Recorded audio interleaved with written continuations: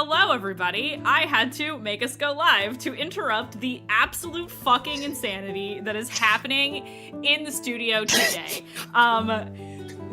There have been talks of many subjects, including but not limited to comparing Sin and Nikita to cartoon characters that I will not repeat, and neither will Aki. We're gonna get right into the introductions of all of our players. Yes, curse you. We're gonna start with the top left of the screen, as per usual, with Soul. Hello, everyone. My name is Soul, and I use they, them pronouns. I totally didn't forget that I was up first. Starting next week on Monday, you will see me as part of a Cypher System game as a really cool and totally not oblivious dragon girl. So come watch me over on Sword and Key on Monday. And that's me. I play Sinark. It's really important to me. He uses he and they pronouns. We love a dragon girl, and I'm so excited for the dragon girl. Alyssa, you're up next. Hi, y'all. I'm Alyssa. My pronouns are they, them. You can find me online at a disaster clear. You can also find me on itch.io at a disaster clear. I just released a 2-player useless lesbian game that you should play. But in this useless lesbian game, I play Revelation, our Circle of Stars druid, and Asmar, who uses she, they pronouns. Next up, it's Charmy. Hey, I'm Charmy, also known as Captain Charmy, various places around the internet. I will be playing Aurora Incineratus, the Fire Genasi sorcerer, hot girl, mommy issues. We both use she, her pronouns. Excellent. Aki. Hello, I'm Aki, or Akino if you're feeling fancy. Pronouns are she, her. And I'm playing Dayu, Silverhair, Bunny Bard, Necromancer, also uses she, her pronouns. The only thing I'm going to plug is that I forgot to say last week. I'm streaming more often on Twitch now. I hit affiliate, so I guess now I should just talk about me streaming a little bit more. What are we doing? Mostly just playing Dragon Age Origins, where I realized that I didn't know a lot of things about the game, like how to pause it. Or tactics mode. I've been raw dogging that, and you can see me getting jumped by wolves on my thing. I get jumped by 20 wolves. I get my ass beat on a regular basis in that fucking game. So you can go see that on my channel. It's over there. You should also join this Discord, Mandy's Discord, because one, we have a new name, two, I posted the meme that she cut me off to start the stream. I posted the meme in the Mistlost chat, so you can go see it. You can go see it, and you can understand. You can walk with me. Thank you. That's it. I knew you were gonna get your last word in. And last but not least, Mari. Hi, it's really hard to go last today. Hi guys, I'm Mariana, also known as Larimosa with a 0 on Twitter and other places. I draw, play D&D.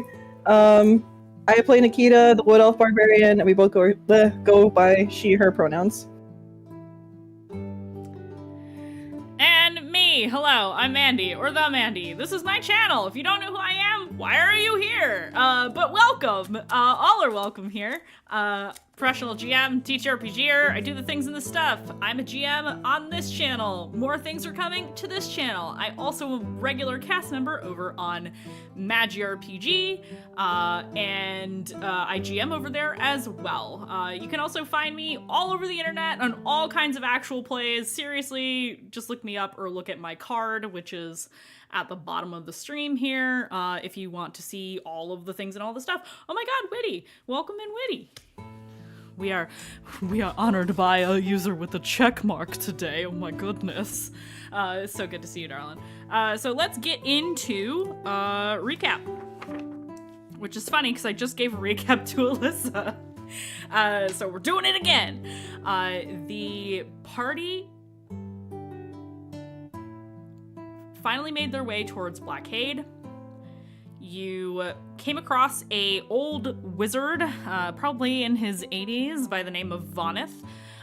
who was all ragged and without items. And he told the party that he was robbed by highwaymen, bandits on the road, which are very common in Southmore. And he, elderly man, tired, needed some help. You offered him some help. Sin gave him the boots off of his feet because he didn't have shoes. And yeah, you guys helped him out. You had some pleasant conversation with this man. Dayu clocked that he had a symbol on his robes that looked suspiciously like the symbol of the unsleeping eye, and when questioned about it, he acted like he had no idea what Dayu was talking about, and left it at that. You finally arrived at Blackade with Voneth the Wizard in tow, where you parted ways at the gate, where you found that what was once the bustling town of Blackade is now little more than a shanty town, and still smoking in some places, remnants of the attack of the Festering on the town. The town that you had no choice but to flee earlier in this adventure.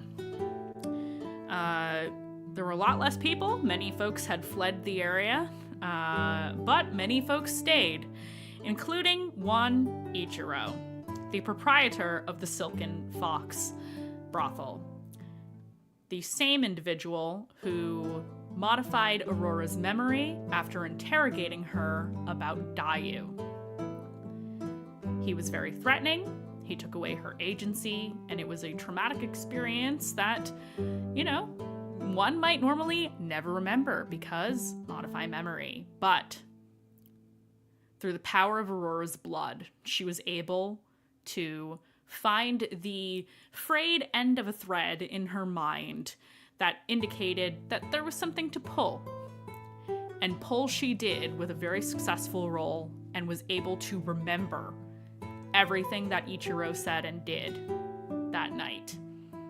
She then informed the party of everything that happened. Kazuhiko did not take this well and left the party to go take care of business, which was essentially his way of saying, I'm gonna go talk to my spies and we're gonna keep an eye on this motherfucker and find out who he is. You left Blackade very quickly. You did not even stay a full day. Pushed into the evening, later at night, to reach the Veil of Night.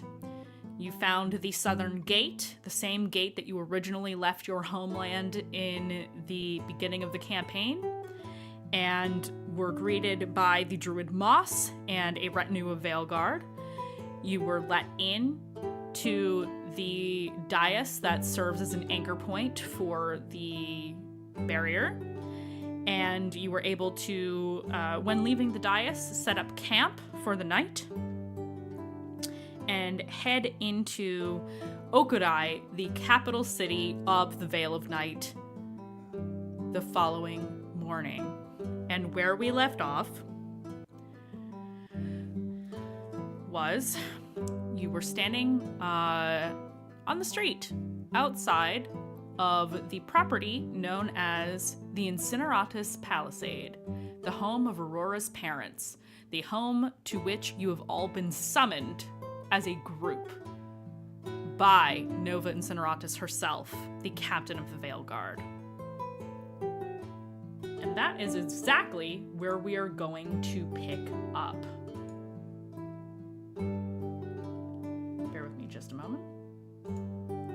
I have just restructured all of the music for the game, and I need to find where I put this. Ha ha ha ha.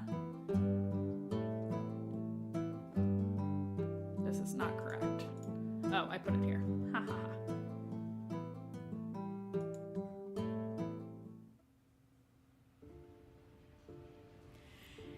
You are standing outside of your childhood home, Aurora, with your friends at your side.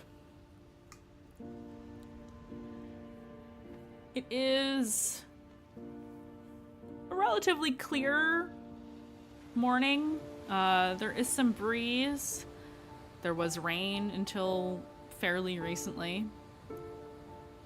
and memories begin to come flooding back. The last conversation you had with your parents, where they seem to have trusted you with official business and official information for the first time. Where you discussed the falling of the barrier of night. The faltering, I should say, of the barrier, and how important it is to the people of the Vale of Night. And should that barrier fall, it would be catastrophic. The entire reason that you went to Southmore, the entire reason that you braved the treacherous labyrinth of the Undercity to find the Accord and repair it through your very own power.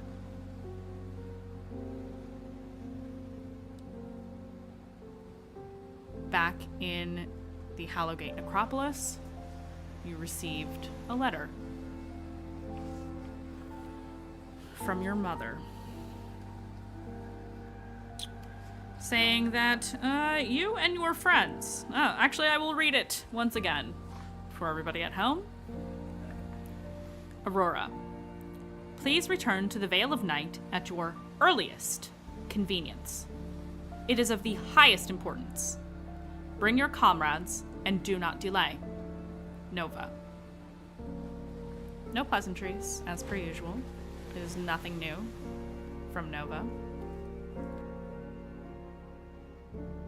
The 6 of you walk into the courtyard of the palisade, where you are greeted by, I believe her name was Gwen, if I'm remembering right. Gwyn, that is right. The maid with whom you have the most rapport, but she is dressed more formally than the last time you saw her. Question. Yeah. Does that ping something in Aurora's memory of the last time that house staff would have been informed? Yes. This is something that the staff does when the Incineratus clan receives special guests or honored guests. And this is how Gwyn is dressed. She is very formal when she greets you and brings you into not the foyer where you might normally walk into your own home, but brings you to the formal sitting room in the opposite wing of the house, in which all of you are received. You're served tea, you have some snacks, and you are told that your parents will be with you shortly.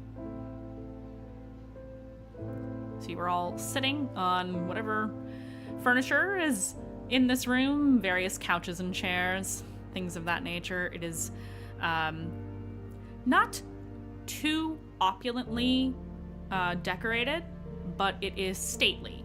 It is formal. It is not what the rest of you would expect from a homecoming. And you get the sense that this probably isn't all too abnormal for Aurora.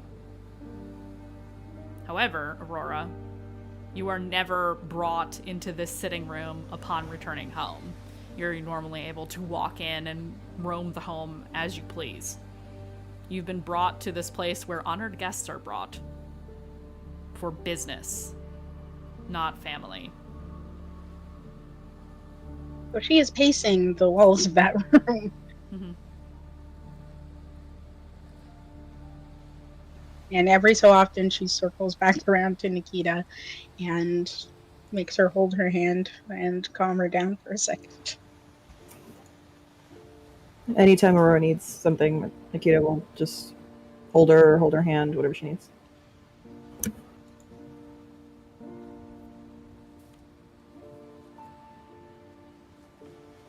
Before Nova and Ragnus arrive, I would like to get thoughts from the rest of the party. We're gonna start with Dayu. What do you think about all of this? Like this house? Uh-huh. What do you think about the situation that you are in right now? I think it feels a lot. It reminds Dayu a lot of her education back in the borough when she was growing up. It's very it's like this place is warm and cold at the same time. There are parts of it that she feels like she can like, and then there's parts of it where she knows she has an issue but isn't sure if she can voice it. And then there are parts of her that understand Aurora's decor choice. They're like, oh yeah, the same. Whoever decorated that part, same taste. Like it like kind of just brings a little bit with Dayu. Dayu might even be doodling some parts of the house, things that she sees. You know, kind of like what someone would do if you gave them pen and paper and made them wait for a while. They might just start doing something to keep themselves busy, and that's what she's doing. Yeah. We're gonna move on to Revelation. What do you think of all this? Rev thinks about how Aurora has been excited to learn more about magic and how she has behaved when we've gotten into fights and how desperate she is to find her sister and how she reacted to that letter and thinks basically, no, this makes sense.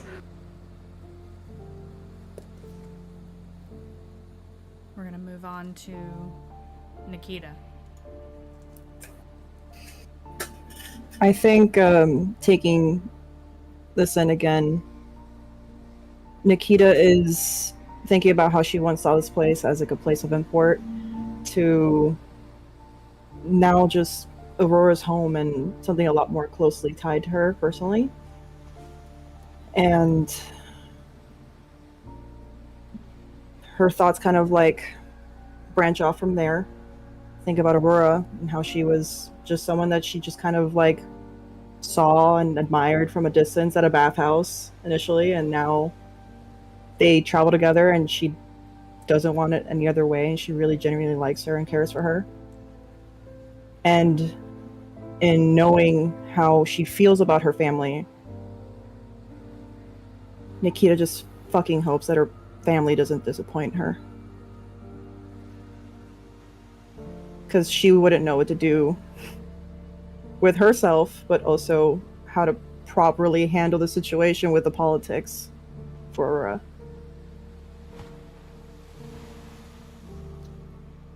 We're gonna move on to Sin. Sin is uncomfortable. He has never gotten along with the captain of the Veil Guard for all the mischief and petty crime that he's gotten up to. But knowing sort of like how Nikita's knowing how Aurora reacts to everything, he has the feeling that he wanted a family for so long and he wants to make a family of his, but maybe not all families are what he dreamed of, and that's all he's thinking of.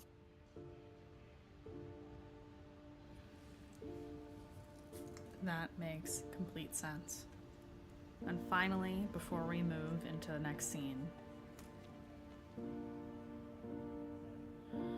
Aurora.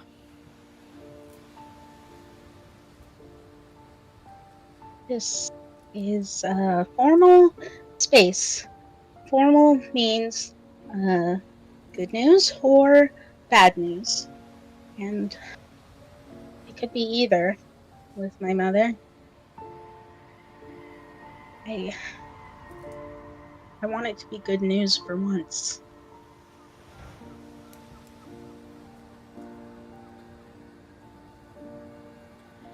And with that, as you're all having these thoughts and you start to wonder, you don't wait terribly long. Just a matter of a few minutes. All of this is really just in the span of 5 minutes or less. You have these thoughts and wonders and fears of what's going to happen next. Why are we all being summoned to this place by this person that most of you don't know? Not personally. Actually, really none of you know personally. And then Nova Incineratus herself, dressed in not her uniform. She's wearing normal clothes today, civilian clothes today. Simple black slacks, a bit of a duster kind of coat, and a long sleeve shirt that is kind of like I would say it's like a turtleneck. She's got a belt around her waist. The jacket itself, Aurora, you've seen your mother wear this many times when she's not on duty. It's like her comfy jacket, but it doesn't look like a comfy jacket. It looks quite nice.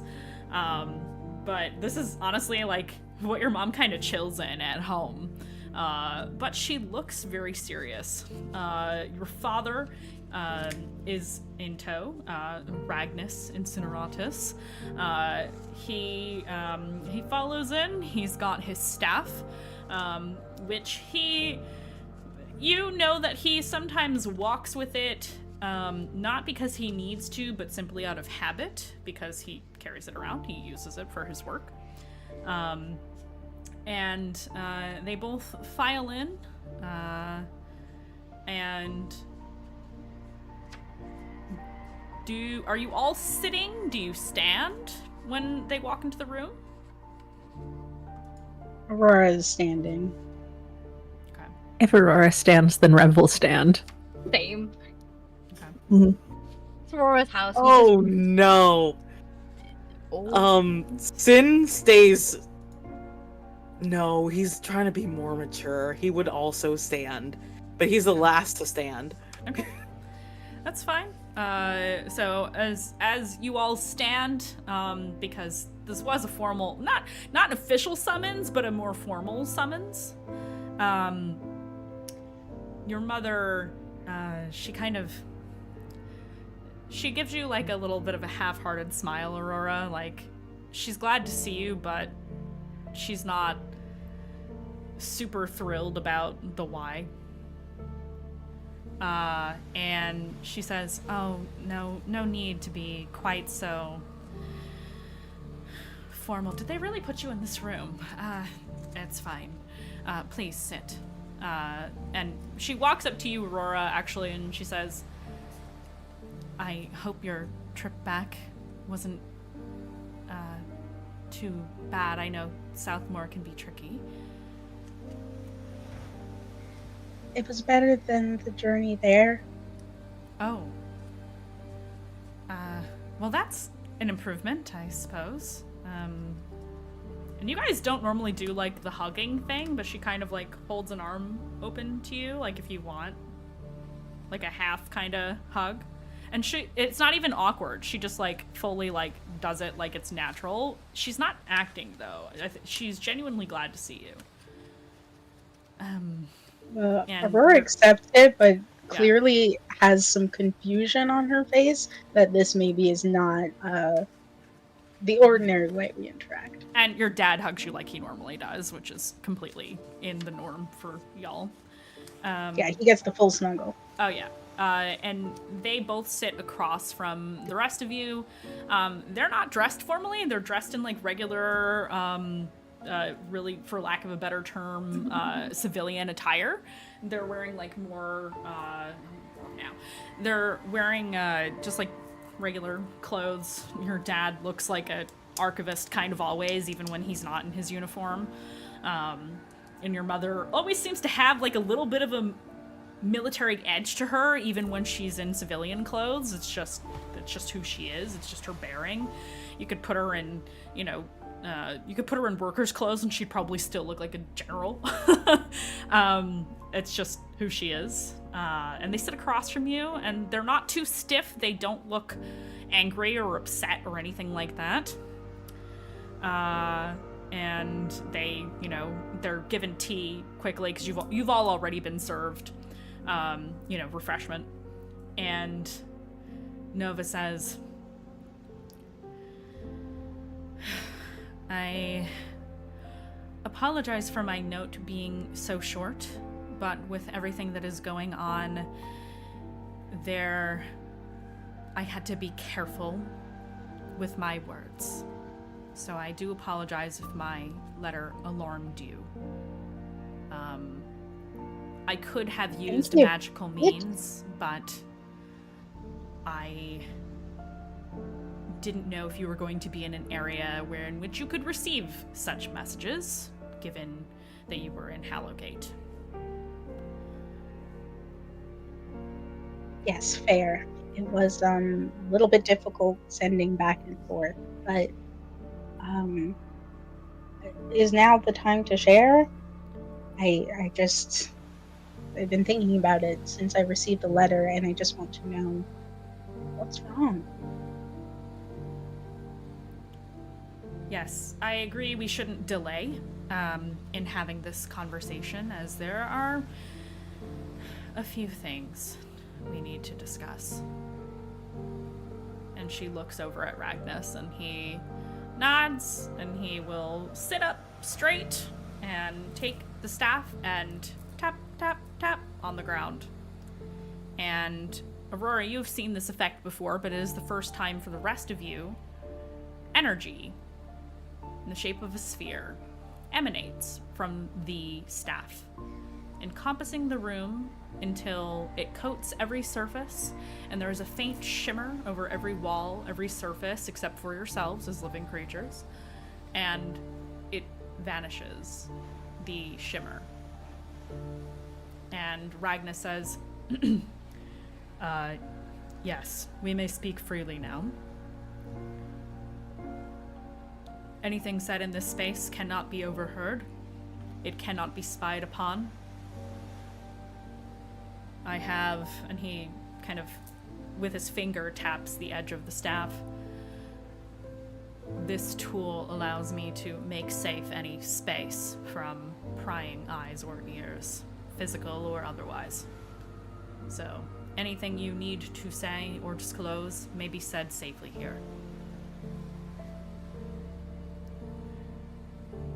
And Nova she almost hunches a little bit, like in her chair, like forward, like leaning towards you all. First and foremost, the Kaligo Shirei will not be available for some time. They are focusing on making sure the barrier does not falter and doing what they can to uphold the barrier. Prior to your time in Hallowgate, at least that's what we're assuming happened, the barrier was getting worse. It was degrading. And they had to step in. They are currently, of their own accord, sealed within the Satesk and channeling all of their power and time into the barrier. I'm told that they may be able to temporarily suspend that after what you all did. You strengthened the barrier again, so thank you for that. So it did do something. It definitely did. problem is, while it has stabilized, it does not seem to be fixed. And the Kaligo Shire requested that I extend their apologies, because normally they would have wanted to see you all and make sure that you are okay, and to give you more information about the next phase of what we are hoping is the next piece to the solution. We're thinking you may have to go to at least one more druidic place of power in order to restore this balance.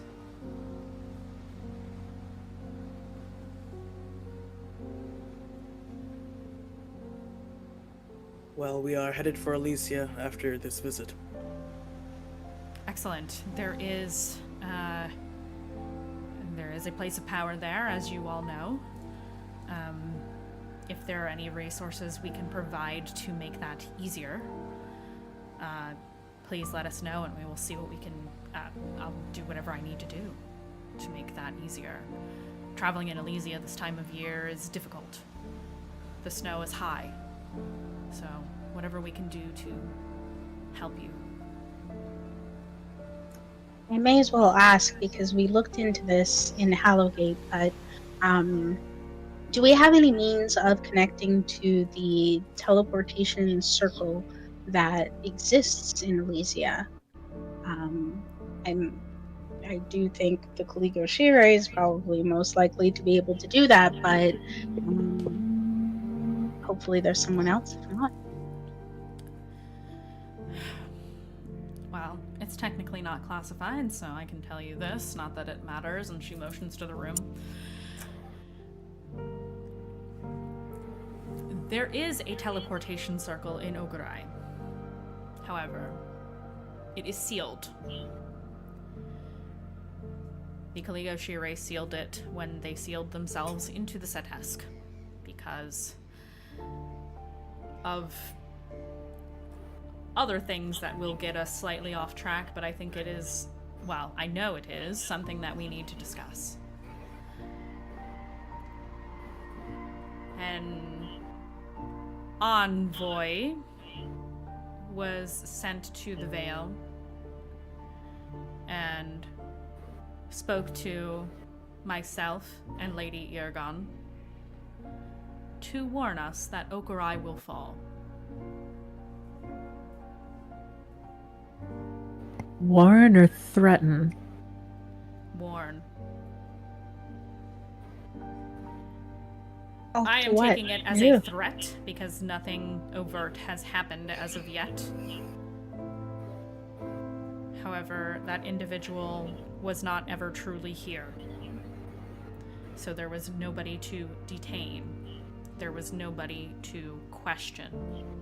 We received this warning, this threat, and they melted away like ice.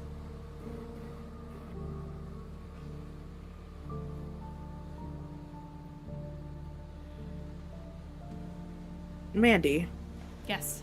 does that give us any sort of thought of like a sage? That is a fantastic question. Potentially like the Elysian sage? So, I like your line of thinking. Ice would evoke feelings of Elysia.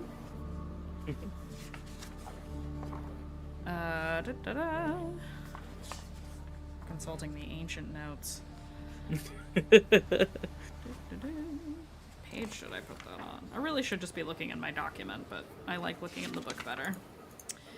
That would be the... So, just for reference, because it's a lot of lore to remember, the sage of Elysia is Aegon Zerith. An individual who, for all intents and purposes to you, appears to be a Goliath. That individual was of a druidic circle that you are not certain of what it is. You know that Valdin was a spores druid. You know that Saito Hikaru, the founder of the Kaligo Shirei, was a blood moon druid. And you know a couple of the others as well, but as for Aegon himself, you're not sure what circle he was.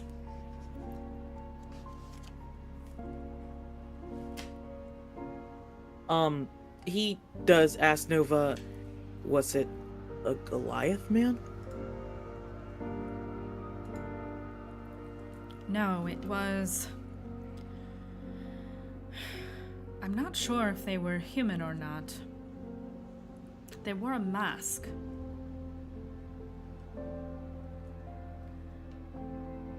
And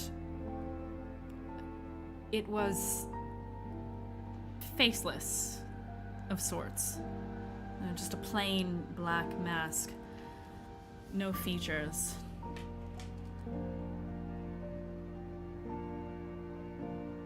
It was all very quick.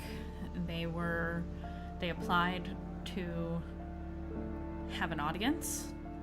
They went through the process and did paperwork. They showed up at the appointed time, gave us the warning, and disappeared. We weren't able to track them. I don't even know if the person who set up the appointment was that person. We can't find any evidence or record as to who it might have been. And I say like ice, but it wasn't as though they turned to water. It was like black sludge.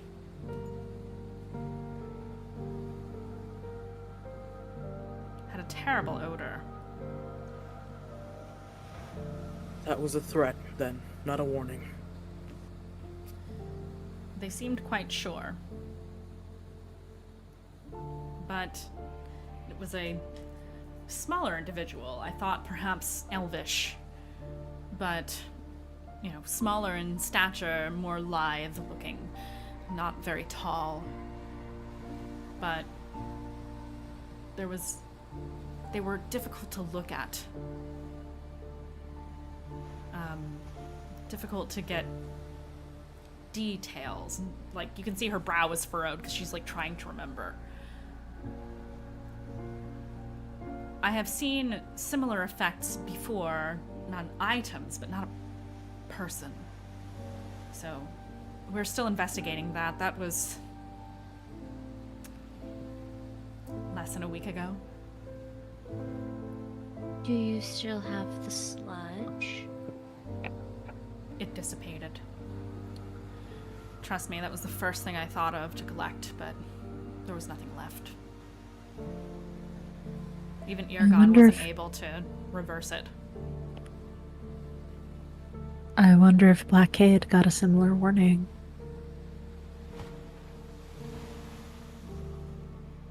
Yes, about that.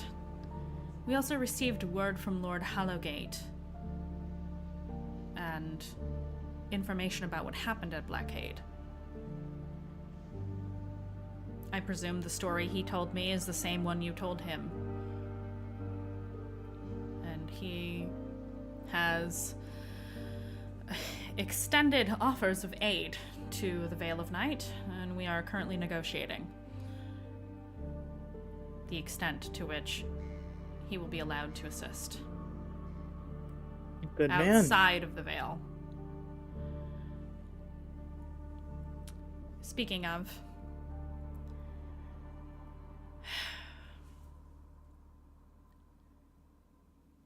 the Veil will be closing its borders for anything that is not essential. Required trade agreements, for example, your comings and goings will be allowed as well and deemed essential.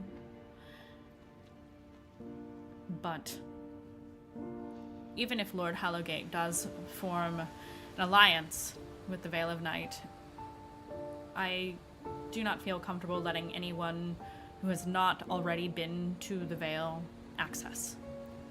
Given the threat, the warning, whatever we want to call it, the present situation with the Kaligo Shirei, Lady Irgon has taken over governance of the nation in the interim. This is not new. When the Kaligo Shirei are called away or must conceal themselves for whatever reason, Irgon has always guided us in times of need. So there is no concern there.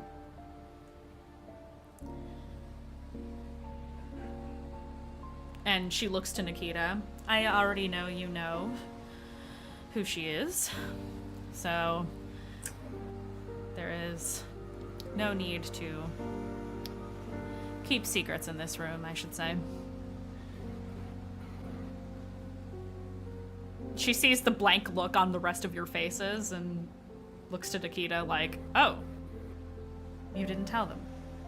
I did not consider it a secret. Well, it's not a secret so much as it's just a fact of life that we don't necessarily broadcast, but it's not a secret, no. Lady Irgon, the leader of the Vale Guard, is a dragon. A silver dragon. The old bat is a dragon? Old bat, mind your tongue. Mind your tongue. She's kind. got the mouth.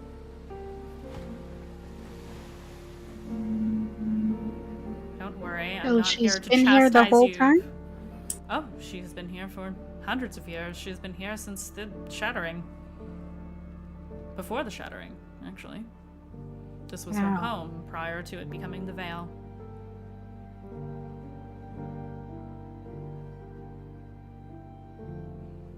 Laura's just staring between her mom and Nikita, like so confused that they have a shared secret.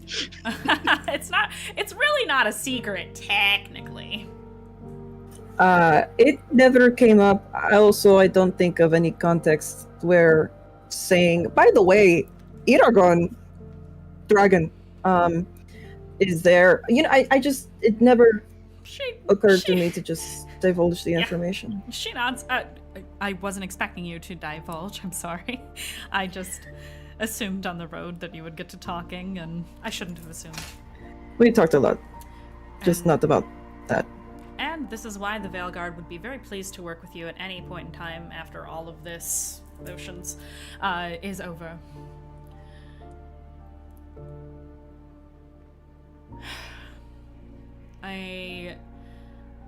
She looks at each of you in turn.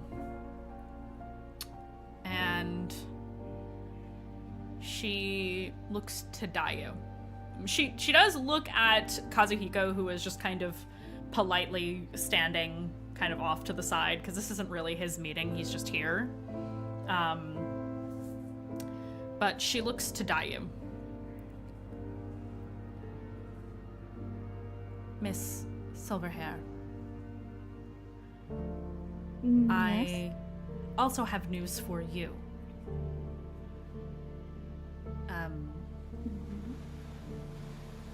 She looks to everybody.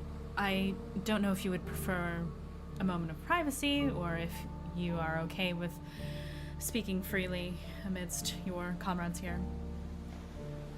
Is it good news or bad news? Not good news. Arguably bad news. However, it is simply news. No action has been taken as of yet. I'm okay. Oh boy. As Wait you a wish. minute. Oh, Are you arguing with the ghost? yeah. She's arguing with Jennifer right now as we speak. It's No, Maylin. straight up, It's that's Maylin my over her Maylin. shoulder. That's my Maylin. Yeah, I'm fully aware. She looks to you, looks to everybody, and like quickly eyes sweep over the group, but looks and focuses at you, Dayu. We received intelligence amidst the, well, for lack of a better term, the spies have picked up on a threat was put out to local underground organizations. from a sect known as the Order of the Black Fox. They want any information pertaining to you specifically, and preferably, I won't repeat what was written in the missive, but essentially they want you dead. Oh. Don't give it to them. She Aurora just blurts it out. don't give what to them. The information. Oh, of course not. First and foremost, you are all citizens of the Vale. Secondly, you are doing a great service for the Vale. And even if you weren't, we protect our own. Granted, she looks at Dayu, you're not officially here. But that is not something we have ever felt need to formalize, given the great services you have provided for the people of Vale prior to now.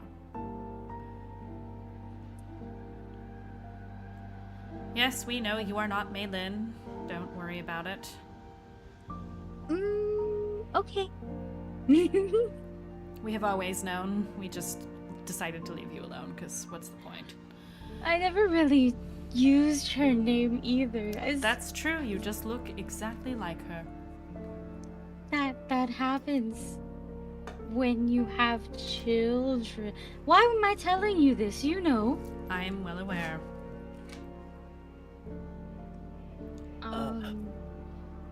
I think you just answered something that we were concerned about. Which is? Black Fox with an intimidating presence in Blackade.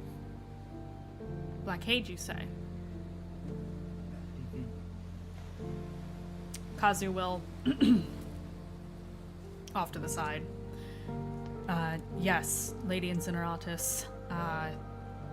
I already have my men working on this. However, I can send word and have them work with your people if you wish. I've only just set them to the task as of yesterday when we spotted this man.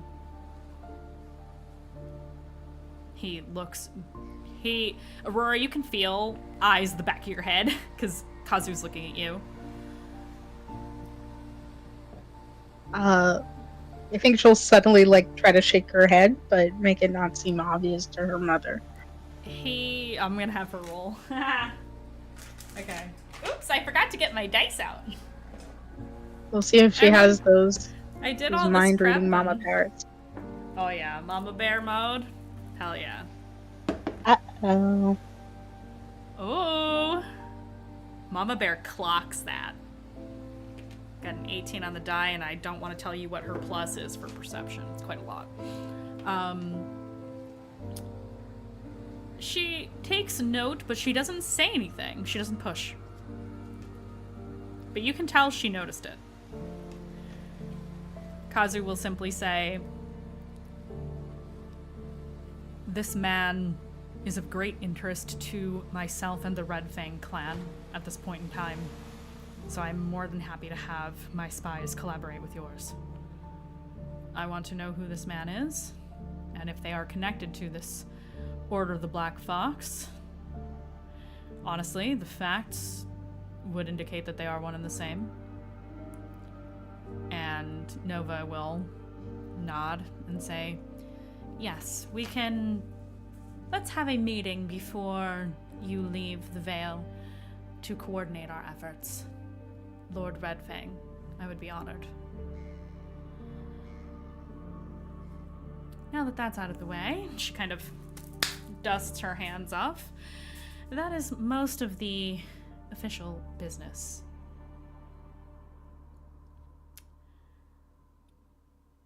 I would very much like to speak with my daughter. It does not have to be alone, Aurora, if you do not wish it. But I have some information for you. And something that was found that I would like to give to you. Okay. Everyone doesn't have to stay. Just, Nikita. Of course.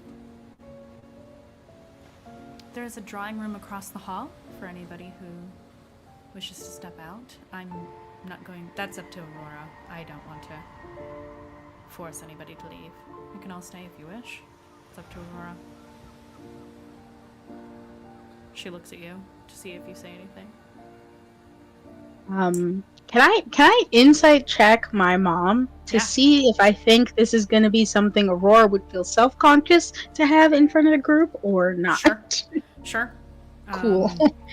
My insight is bad. Yeah, I'll give you advantage though, because it's your mom. Thank you. And you know her pretty damn well. Okay, 13. Yeah, you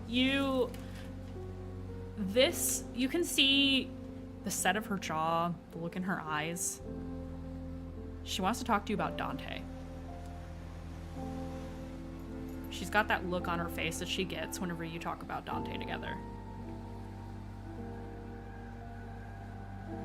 And Aurora's gonna put on a suspiciously cheerful disposition and say to the rest of the group, wait across the hall. It's just family stuff.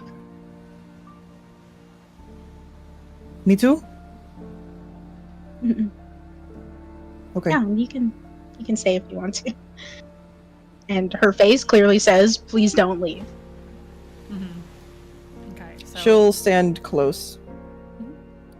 So, Kazu, Dayu, Sin, and Rev, you are gently escorted, well, not escorted, you can file out of the room.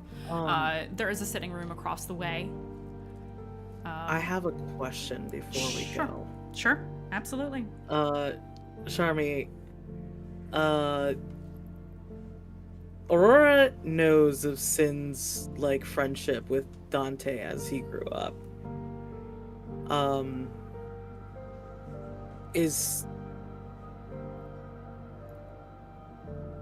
I think he looks at Aurora as he stands, and he gives, like, a little questioning look, almost asking, like, me too? Without saying anything. Aurora's gonna hesitate for a second and then grab Sin's hand and tug him back into the room with her and Okay. Nikita. So, Sin, Nikita, and Aurora stay. Rev, Dayu, and Kazu leave the room.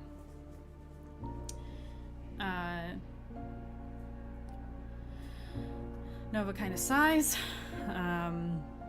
because she doesn't mind having this conversation in front of other people. This is all in consideration of your feelings, because she knows how you feel about this subject. Something was found near the area where people believe Dante was last seen alive, prior to her passing. Near the wilds? Near the wilds. And she reaches behind her. There's like your parents are sitting on like this little love seat, and there's a little table right behind it, and she turns to grab this item, and she produces a dagger, and you recognize it. It was Dante's.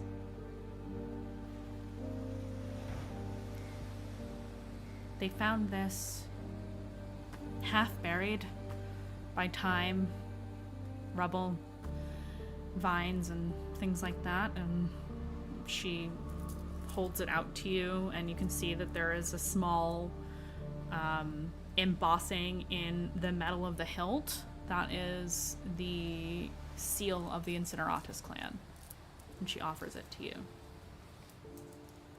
I feel like she would want you to have this for your journey.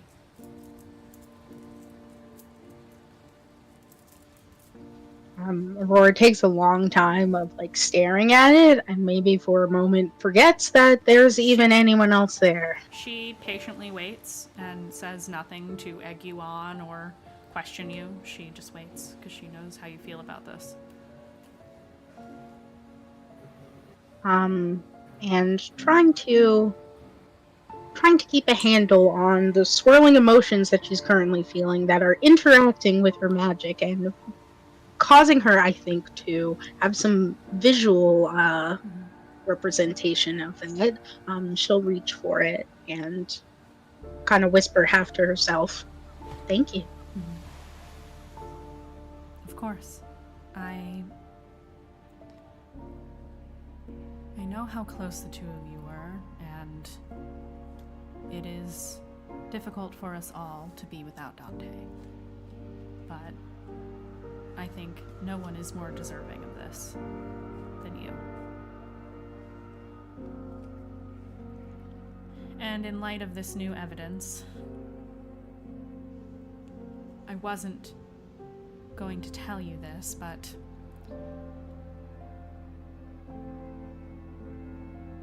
on my own time, after the last time we spoke, I am trying to piece together what happened to her. I don't know if anything will come of it, but your father and I are working on it.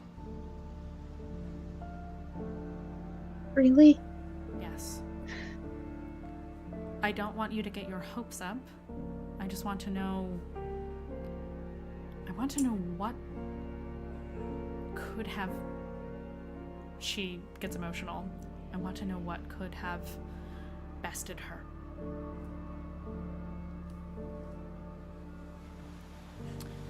And I wanted to simply move on and be done with it, because what good does this knowledge do? But I want to know. And I know you do too. I do. I want to know more than anything. And there is some information, I think, knowing that you're trying, that maybe you should know, that might help. Around the time that Dante went missing is around the time that Dayu fled her home. She was on the run from a particular type of creature, the one who took her sister. Might be the one who took mine. She nods. Perhaps. The visitor that disappeared. Yes. The thing that he became, that they became, is called the Festering. So it's the same as the creatures that destroyed Blackade. Yes. Yes. Were these creatures not described as beasts that could not speak? Most of the time. Most of the time. There are ones that speak. If this is one and the same, then there is one that speaks. I don't know if there is one that speaks, but there may be something that leads them. We don't know everything about them, Of course not. so that opens doors to the possibility of them speaking and many other things. None of us know hardly anything about this. She shakes her head. I remember hearing rumors about what happened at the Burrow, but nothing was ever substantiated. The only thing we had, that anyone had to investigate, I shouldn't say we, the Veil Guard did not investigate. The only thing that anyone who tried to investigate could find was carnage and destruction. There was no evidence of what it could have been, just scorch marks and death. We know a witness. Potentially lone survivor. I don't want to make her go through it again, though. She's shared it over and over, but I think I could write it out based off of what I remember. That's fine. I think we were given quite a detailed account from Lord Hallowgate, and he indicated that it came from your friend who was there. So he did relay everything that you all shared with him, I believe. He has no reason to lie about such things, so she shrugs. Yeah, we kind of developed a rapport when we were there with Lord Hallowgate, so hopefully they were as truthful as one is in such circumstances. She nods. There is one other thing. While you are here, you should go see Nanny Opal. She learned that you are back and she wishes to see you. Yes, of course. I wouldn't dream of leaving town without seeing her. She smiles a little bit. I know your grandmother and I have our differences, but it is important for you to spend time with her in general.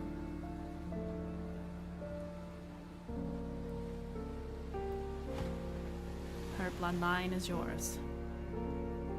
And I can't help you with...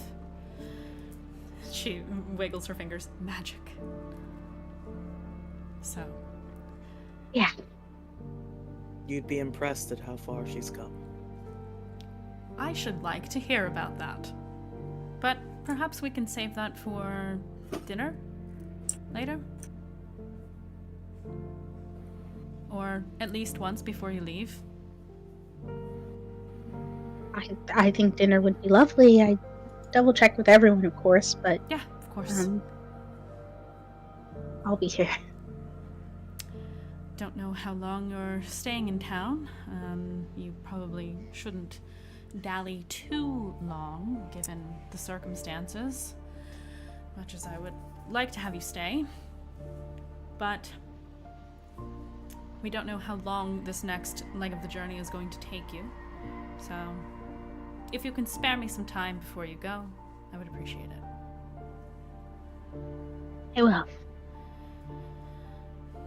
And next to your mother, Ragnus chuckles a little bit, and he says, "Your mother is clawing at the walls because Irgon gave her leave when they learned that you were back." She says, "Shut up." That's why you're dressed like that. I was given off time so that I could see you, and I was in need of it anyway. You know your mother hates to not work. Glad to see you resting for once.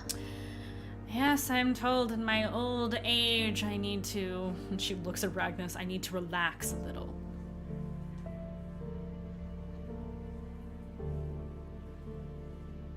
And she glances over at Nikita and then glances at you, but she doesn't say anything.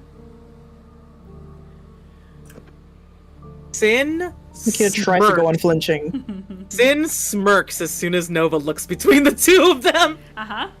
Yep. Giving away my game. Yep. Always. Always. And she says, well, and she will stand up, walk over to the door, and knock knock on the door, and you see the shimmer whoosh, disappear from the walls.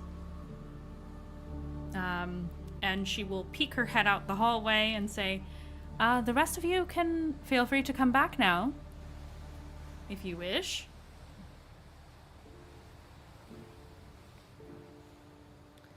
And the rest of you file back into the room. And Nova says to you all, thank you all for coming. If any of you need anything specific, please let me know.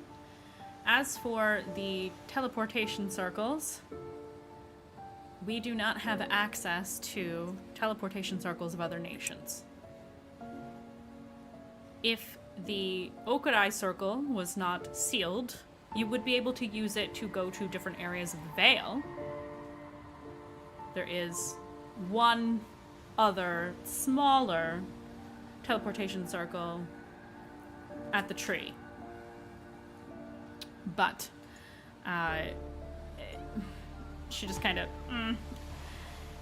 it's close enough to Okurai that you don't really need it, necessarily. So. Yes, we've got horses at least, so. Yes, I was told that you were granted horses for the journey here, and Lord Hallowgate let me know that it was to borrow horses, but he understood that he wasn't going to get them back, so I guess those are gifts at this point. She says, clearly very amused by that line of conversation that apparently she had with Lord Hallowgate. But we shouldn't bring the horses. Only to the edge of the Vale, right? Not outside of it? As far as we can get in the snow. They will die. Far too deep. Given that the snow is so high, it would be difficult. And very treacherous. So if you care about these horses, I would recommend leaving them here in the Vale, and we can take care of them and put them in the stables and make sure they are fed and well kept in your absence. I won't stop you from trying, but just know that you might lose your horses. We can return to receive them after we return from Elysia. She nods. As you wish. And the tree she was referencing, just above table, really quick, just some Veil of Night lore for you all, which I guess I should probably put up on the map here. Let's give me just a second. I'm gonna swap out. I'm gonna swap out the map. And look at That tree's in the wrong direction. The tree is in the wrong direction. You're so right. So there is. Wow, I haven't brought up this map in a long fucking time. This is the map of the Veil of Night, which shows the basic main pathways or roads over the different areas of the Veil of Night. Over to the southeast of Okurai is the Shingu's tree. This is a very, very fucking large tree. I'm talking Hayao Miyazaki giant tree. This is where many of the druids who are in training go to meditate, commune with nature, blah, blah, blah. That is where they hang out. There is a teleportation circle carved into the side of the Shingu's tree. Nori, thank you for a raid with a party of 9 sweet beans. Thank you, thank you, thank you. Welcome on in. So, let me just really quick. Welcome, raiders. We are playing a homebrew game of D&D, and we're talking about the map. So, the Shingu's tree has a teleportation circle carved into the side of its bark. It was the original teleportation circle in the Veil of Night. This tree has been present in the Veil of Night for hundreds of years. Just post-shattering, in fact, this tree was planted, and it is quite large. You have reason to believe that the God damn it, Cole. You called it a pizza. No more pizza maps. You're forbidden. Your 175th stream of your game. That's incredible. Congratulations. We're on our 40th episode. And later on in the Satask in Okurai, once Okurai was founded, another teleportation circle was put into the Satask before the Satask became what it is today. So it is heavily guarded, it is heavily warded, and basically never used. There are probably nobody outside of the Veil of Night who know the combination of that teleportation circle. However, if you ask for the combination of this teleportation circle, it will be granted to you. That's what I was about to ask. I was gonna say, yeah, Rev was gonna ask. Yep, it will be Rev granted Dayu to ask you. at the same time. Once again, if having the same brainwave but not liking each other is very funny. So you ask Nova for this information? Mm-hmm. She says, which one would you prefer to have? Do you want the one at the Shingus tree? Which is usable. And because the one in the set task is not necessarily going to be one you can teleport to. If you take the time to use the spell and it is still sealed, the spell will fail and your components will be... According to your father, she looks at Ragnus, who knows way more about this stuff than she does. The way your father explained it to me was that. The Shingus tree, however, while it is guarded, it is not in a strategically important location in the Vale, and therefore should be open to you regardless of when you need it. As long as the tree stands, so too does the circle. The tree is close enough. We It might is as well quite be close. safe about it.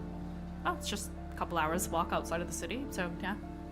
And I will arrange to have the circle scribed and shared with you on paper or whatever they choose to give it to you on. So I'll have that brought to you from the archivists. They will make you a copy. Consider it done. Is there anything else any of you need?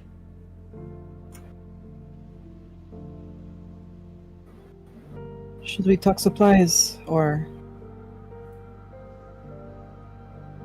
Yes, I think we will need to stock up on rations and winter gear and whatever else you need for cold places. Do you need money for such things, or how are your funds looking? We did receive some funds for our work so far. Is it sufficient? So, what a great question. We could always use a little bit of support, especially because we may need to use these funds in the next leg of our journey. So Yes. whatever amount you think would be appropriate for maybe just the clothing portion would be lovely. How about this? Go to town, go shopping, spend what you have. If whatever you have on you, spend what you've got. And bring me a tally when you are done, and we will replenish. And if you need more, I will provide that as well. Thank you. Well, I realize that was a lot of information in a short period of time. And it is my understanding that your grandmother wishes to have us talk with you, which I am sure has something to do with your magic abilities, I would imagine. Or just to see you. Not sure. Okay, I'll see her as soon as possible. Please do. She has been eager. From the moment we learned that you were coming back, she has been preparing for your visit. I'm sure there will be gifts, or whatever she does. But, And baked goods. as per usual. Hopefully I get to eat some of those. Well, please feel free to roam about the house, enjoy the grounds, go enjoy the city. The official business is now over. But if you wish to hang out, have some lunch, right? Hang out, that's what kids say now. You can feel free to do so. Thank you. Yes. Oh, I sent word to my loved ones as soon as I arrived. Oh, well, do not let me delay you. Yes. And as Sin stands, first he squeezes Aurora's shoulder as both a thank you and a mode of support. And in front of everyone, bows to Lady Incineratus. Oh, okay. And says, "My lady, thank you so much for receiving us." Of course. It is good to see you, Sinark. I much prefer these circumstances to chasing you through the streets of Okurai. She smiles. But it's a warm smile. It's not like a fuck you smile. He smiles back, and it is probably the most sincere smile he's ever given Nova, because I think this talk that she's had with Aurora has really changed his perspective on Nova. There was a lot of like childishness, like from like seeing her as an authority figure that he didn't like or respect. But in this moment, like I feel like he lets go of a lot of that, and he is, you know, he gives her a smile. He's like, "It was good cardio for you, but I promise, any trouble I bring will more likely bring a smile on your face now."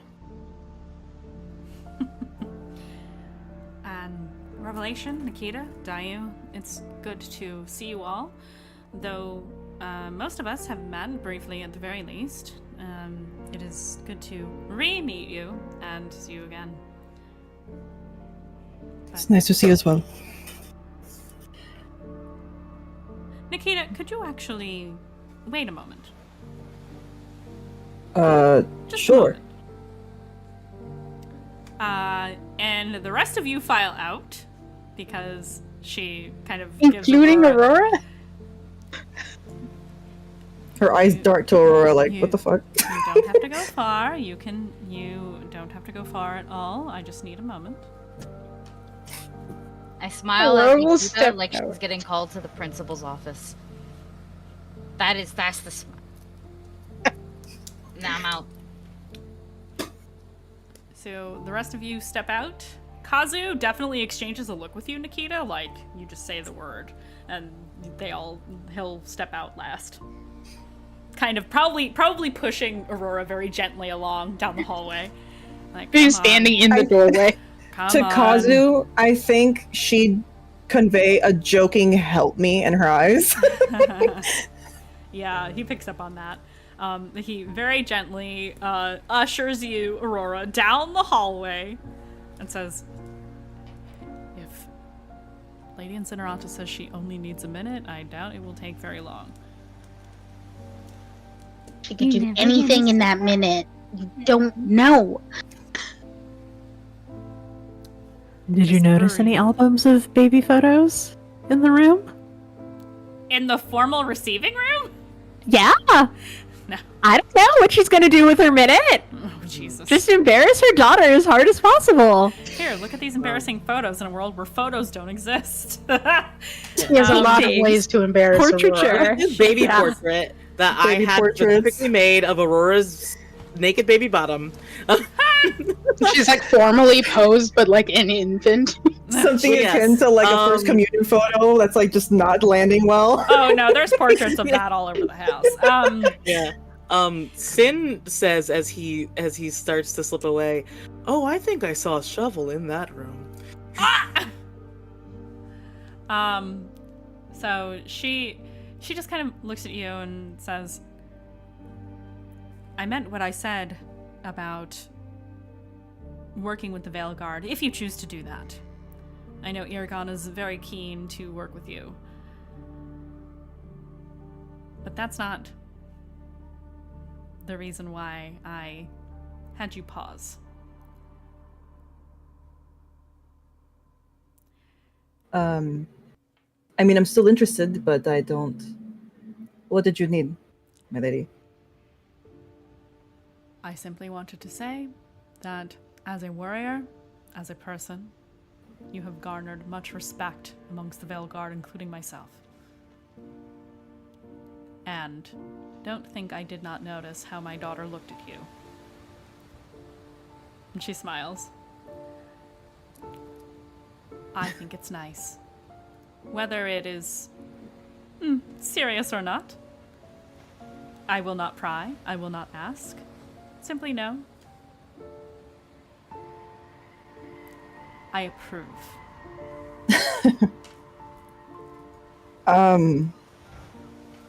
Thank you. I will do anything to keep her safe. She smiles. And that is exactly what I like to hear. I perhaps have not done as good a job as I could have to prepare her for this world. Aurora has always marched to the beat of her own drum, and there's nothing wrong with that. But I fear that beyond the barrier, things might be difficult for her. And while sometimes things like this are what shape a person, what truly allow them to grow and become an adult, she smiles a little bit like can't believe she's saying this. I worry about her. And knowing that she has you and the rest of your comrades makes me feel a lot better. And if I could add a bit more reassurance to that, she eventually finds her own rhythm. That's good to know. If what Senark said is true, then she is coming into her power. And I think that means that this talk with her grandmother is important. Please make sure she does not forget.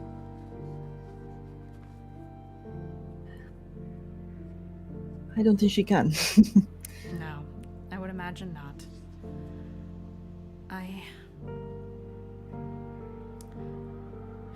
I'm sure she either doesn't talk about me at all, or if she does, she has nothing good to say, which is valid. I have never been much of a mother, not even to Dante. But I hope that things can turn around over time. So, anyway, off you top before she burns the damn house down. I'm sure she's very anxiously pacing in the foyer, as she is wont to do. I'll make sure everything's fine. And I, back to what you originally said. Once we do come back, I would like to take you up on that offer. She nods. You will be welcome. Is Eragon available? Is that something that you would know? She told me I could visit whenever, and You are still on the list. If you wish to visit her, you may certainly do so. Okay, I think I might. Fires, preventing.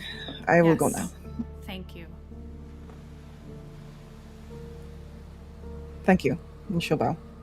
She will nod back, and you may take your leave. As you walk out the door, you hear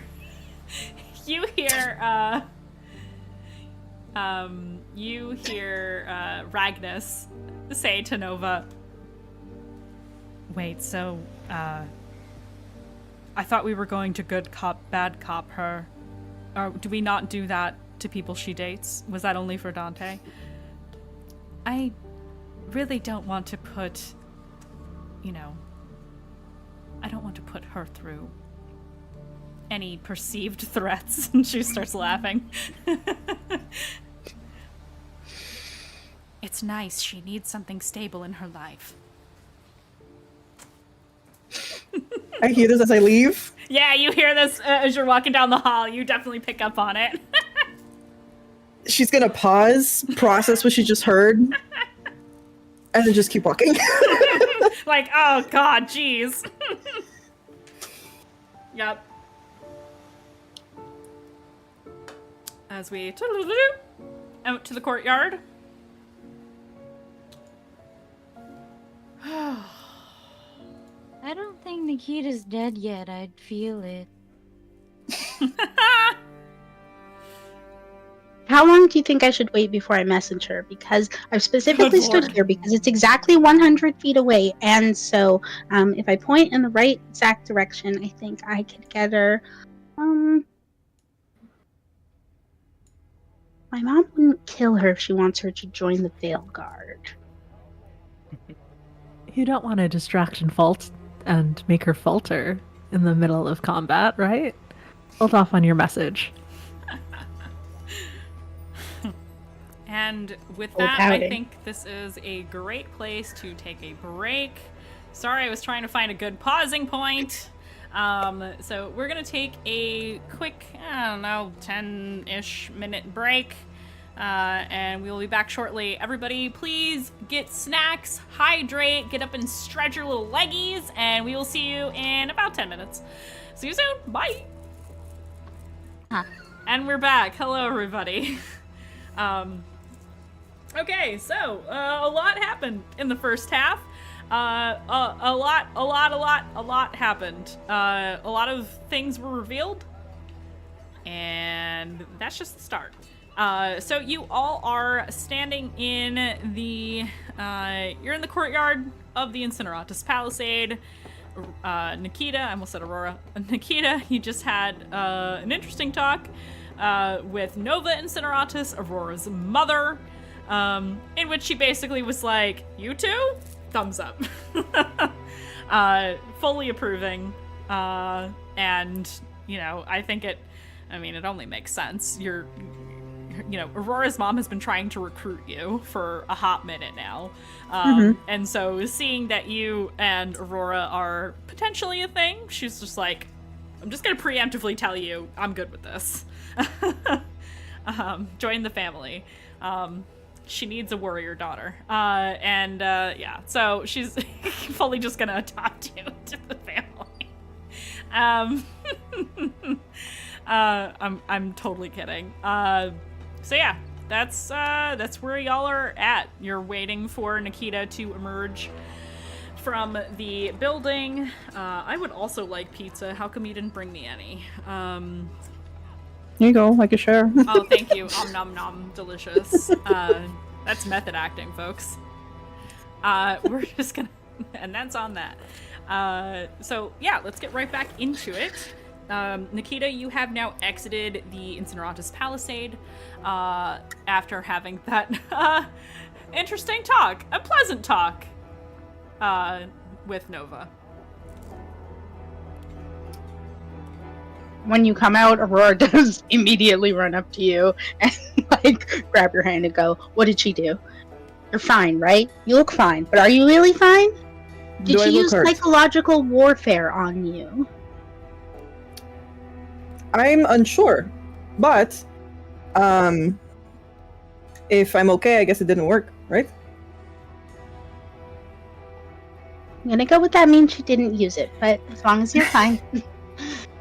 Yes, actually, it was interesting.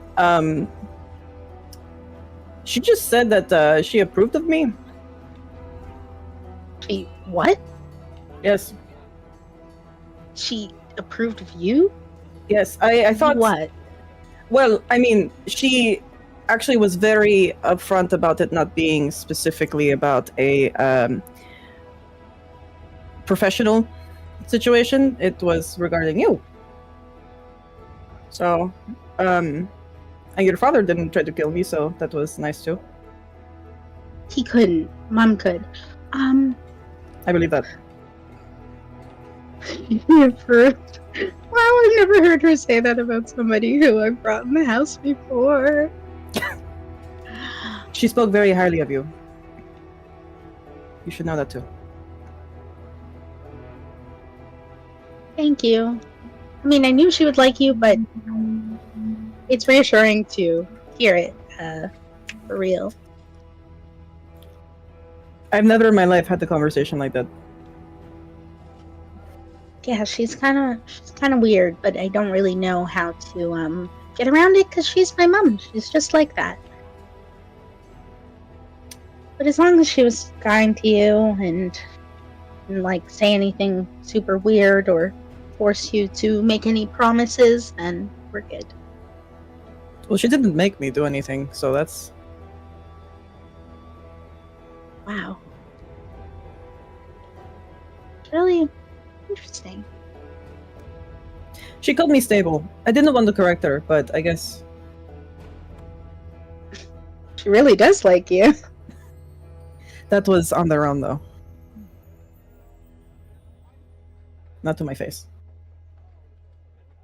Still true. Well, I thought I'd let you know. That was interesting. Are you okay? Me? Absolutely, Leo. You just got your sister's dagger. Oh, yeah, I haven't really got to thinking about that yet. I'm trying to ignore it, so that I don't That's set too... fire to anything. Yeah. Okay. But I'll probably feel better after I talk to Nanny. Okay. Which, I know I asked you to come with me everywhere and stuff, but, you don't have to come if you don't want to. You could do something else. I will be wherever you want me to be. I do want to stop by Iragon's at some point, but that could be after. So sorry. Then I'll meet my nanny. It'll be nice. And she's a very excellent baker. I believe you. Will it go well with the boba from that place, or should we? Yes. Great idea. We should probably get some. You guys really hooked me on that. Yes, let's get some and I'll bring her some. What's her favorite flavor, you think? Black tea. Mango. Me not knowing what flavors are available in the mix. Various tea types. There are some different fruit options as well. Yeah, we can say mango. We get them imported. Great. Thanks. Important questions to the DM. I love it. Yeah. What flavors of boba are there? What flavors of boba are there? What kind of fruit are there? Right. Nobody I do ever have a asked me general about the question. subjects that I researched painstakingly while world building. Nobody asked me about how the salt production works in Southmore. Did I figure all of that out? Abso-fucking-lutely. Real question. Why? Because ADHD. I love Valid. you. I love you too. Oh my god. Oh. Your boba flavors aren't in your ancient notes? What? You know, I that's the kind of shit I just improv, baby. I don't need to research that. Bananas don't exist in this world. No! They barely exist here! Anyway, I digress. That brioche, she's gone. I killed Charmy, I'm so sorry. That was a specific reference to the type of banana that is what the flavoring banana comes from. This is a complete squirrel moment. Can I get some squirrels in chat? There is a specific kind of banana that is what the banana flavor is derived from. So like think of like Laffy Taffy banana. That banana is extinct, no longer exists, but they still made the flavor. Science. Anyway, R.I.P. that Wanna banana. know how to say banana in French? banana. Le banane. Banana. Banana. Just take B out. Banana. Oh, anana. I Really? learned recently that the Ecuadorian word for banana is different than the regular Spanish word for banana. So we What? say guineo, Oh. and other people just say banana, but in Or Spanish. banano. Or banano. And I was like, the fuck But in you talking about, italics. guineo? Yeah. Anyway, join our Discord if you'd like to join Mandy's Menagerie, where all the squirrels live. Yeah. We just changed the name of the Discord server, so there you go. Anyway, moving on. This side Roundabout Bananas is brought to you by. This side note about bananas is brought to you by ADHD. Please get medicated. That's me at myself.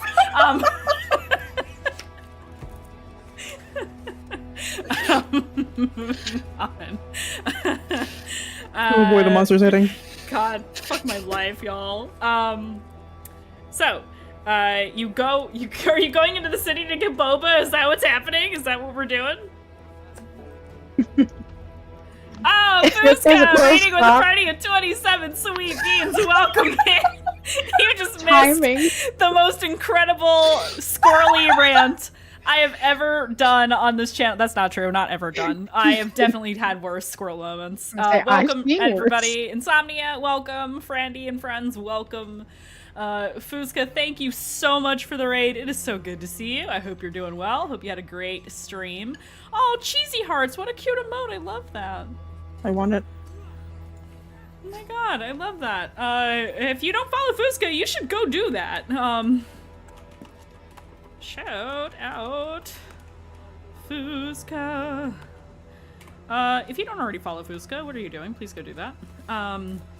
Welcome in, everybody. We are the Mistlost crew. We are doing some homebrew D&D tonight, and there's so much lore. And we just got back from break, and I just got done with a tangent about bananas and the science behind banana flavoring. If you want to see that, go watch the VOD. I'm not going to get into it again, because if I do, I'll never stop. ADHD. Let's move on. Are you guys going into the city? Yeah, we should visit Grandma. Grandma's right here. You want to go visit Grandma? She is right here. I think my brain question is the closest boba spot to where we are. Is it quick or is it far? Just randomly in terms of your city planning. I can tell you precisely. I believe you get boba. I believe you get boba at the Hoshi Tea House. If I'm remembering correctly. Yes, the Hoshi Tea House. That is number 12 on the map. Actually, we'll just show it. Let me find the map. Browse. It's right here. I don't have to browse long. There we go. So, for the city, I'm actually gonna zoom this in quite a bit. Number 12 is actually near the entrance. So, you can see you are in the center of the city where number 6 is. That is the Incineratus Palisade. That's this little area right here, near the middle of the map. And 12 is due south, back near the gate where you entered the city from. So, you could go to Nanny Opal's now. You could come back later, and you could go get boba and come back. There's no... You can do whatever you want. The world is your oyster. Let's get boba and come back. Okay. Why not? Why? Let's bring her boba. Exactly. Yeah, you're gonna bring Nanny Opal. Cute idea. boba. Let's do it. Yeah, she loves it. So you all will head down the main thoroughfare of Okurai, back south towards the eastern gate, to the Hoshi Tea House, where you, sorry, I added an extra I on the end of that, I don't know why. Hoshi Tea House, where you enter in, little bell over the door, ding-a-ling-a-ling, as you go back into the familiar, cozy atmosphere of this celestial-themed tea house that does indeed also offer boba. Are we gonna roleplay your boba orders, or are we just gonna say you get boba and go back? I'm good with hand waving it, Hey, and I'm okay. also leaving it up to the group. How in-depth do we want to get here today? Hey, sometimes Make you the guys... pearls in front of me. I don't know how that works, so I couldn't tell you. I just know that it's magic and it's delicious. That's all I can tell you. So Has Kazu ever had boba? These are important questions. Of course he has. And he knows you like the strawberry. Strawberry. Yep, exactly. See, I didn't even... That's because I know you too well. So does Kazu. So you all get your little boba. Kazu probably gets like the milk tea one, because that's clearly the best one, other than strawberry, in my opinion, outside of game. So you get your boba, and you march back on your way And to... whoever wants to comes to Yes. visit Nanny. This is not a mandatory outing, like meeting with Mom. So Yeah, you could try to bring guests. He just wants to Oh, see you. well, yeah, I mean, it's her business what she does when I get there. She's a nanny. She's gonna make her own choices. You I- walk back onto the property of the Incineratus Palisade, your homestead, and make your way around the main building to the back of the building, where there is a little guest house, a little cottage, if you will, nestled among some trees and blocked from the view of the other homes in the vicinity. When you approach, you see she's been working on the gardens. There's flowers, there's a fruit tree that is maintained by magical, like, sun lamp to kind of allow basically any produce that grows in the Vale of Night, because it is always night here. Anything that requires sunlight is grown with magical, like, sun lamps, essentially, that have like a sliver of the daylight spell in them in order to help crop production for things that the Vale of Night doesn't want to export, import, whatever. So there's like a couple of little sun lamps kind of floating around, not floating, they're kind of tied to trees and like hanging like lanterns pointing down at the things that need growing. There's a little cobblestone path, a little bird bath kind of in the center, as you walk up to this beautiful little cottage that is stylistically nothing like the main house. It has been changed, it has been painted, it is different, it's a little witchy looking. And very blue. And as you approach, your grandmother, Nanny Opal, And like Aurora's calling her from outside too, Oh, so yeah. she knew.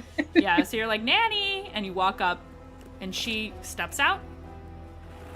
She's wearing, I don't remember if I described what she looked like, but she basically looks like an elderly version of you. She's got, she wears her hair down, so it's like roiling flames like down her shoulders. Weathered, kind face, modest clothing, dark blue dress that has lighter blue embroidery that is indicative of the color Fire Genasi that you are, and that she is, because your grandmother's bloodline, the bloodline known as Ash Spark,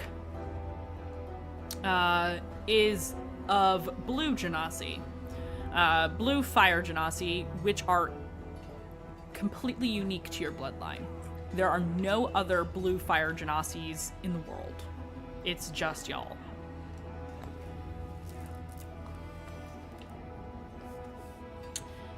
And she steps outside and she says, "Oh, Wow.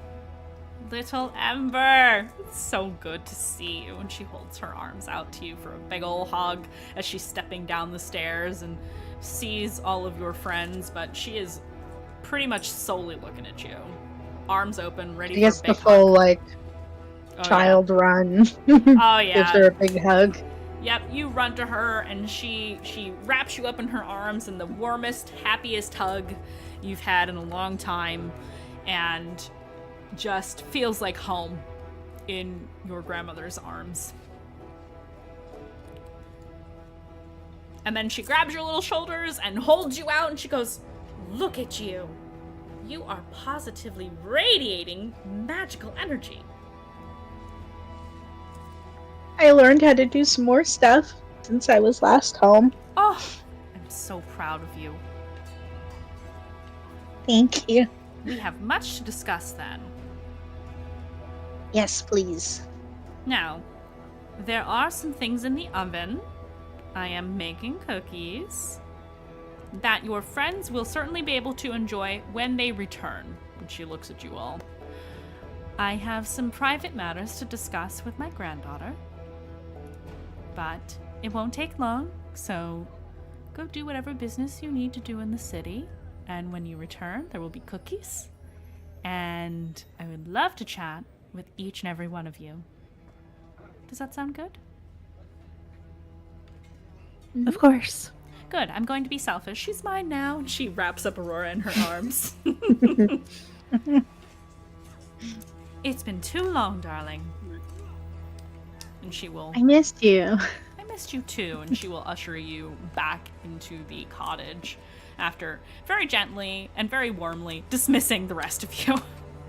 Saying, "Love to see you. Great to see you. Please come back for cookies. But right now, this child, mine. I need some alone time with my granddaughter." Basically, it was like, "Appreciate you. Goodbye." Aurora blows Nikita a kiss over her grandma's shoulder as they head inside. So, She'll, two of like, you... Tilt Oh, her yeah. face. That's so cute. So the two of you walk inside, and the rest of you are left to your own devices. What would the rest of the party like to do? We're gonna move to what the party is gonna be doing for a little bit.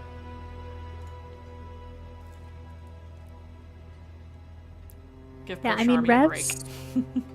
Rev sent a message to her mom, so I think she'd like to check at the inn to see if she did come to Ogurai from Botan. Sure.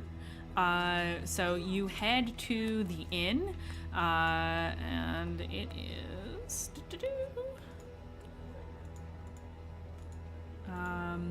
the inn... Which one did you choose? There are a few. There's the Laughing Drow Tavern, which is where you had your first job. No, not that one. They have rats. They don't have rats anymore, because you fixed it. Yeah, I don't trust Rev's efficacy in the animal talking department. You're so valid. There's the Constellation Lounge, which is technically a brothel. There is... there are other places that I can't think of right now. But, yeah, there's inns. You can pick a inn where you chose to, say, meet me here, I'm back. Is that what you wanted to do? That is what I would like to do. Yep. You walk into... You're doing this alone, I assume. Yes, please. Yes. Okay. So you you head off to one of the local inns that will remain nameless because it's not on the list. And you walk in, and your mother is indeed waiting in the tavern area of the inn. She is having a small meal, a little maybe charcuterie board, and like a mug of tea or something. And she's just kind of chilling because she knew to expect you around this time. When she sees you, she smiles and says, "Ah, so wonderful to see you again. It is good to see you well. You are well." A little pressed on time, but well. Good. Pressed on time. Is it... Oh, it is... Ah. That is soon, isn't it? It's our next stop, hopefully. And we'll get there. I'll get there if I have to leave them, but...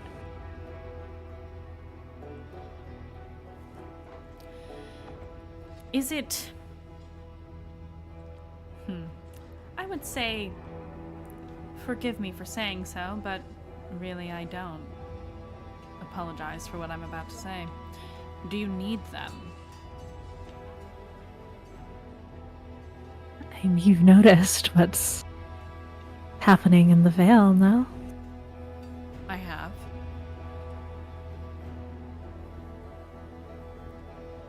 I know that the responsibility given to me by the Kalika Shire is nothing compared to that, but compared to what I'll find there.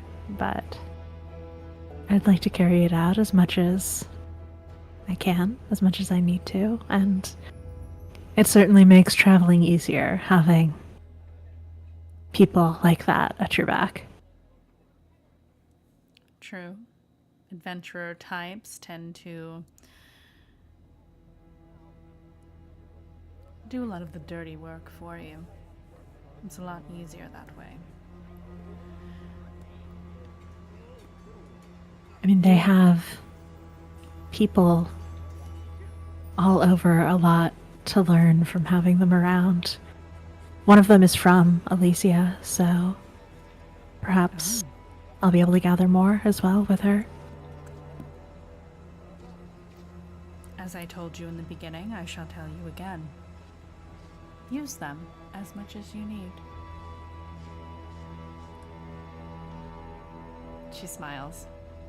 I'm sure they will prove quite useful in your travels.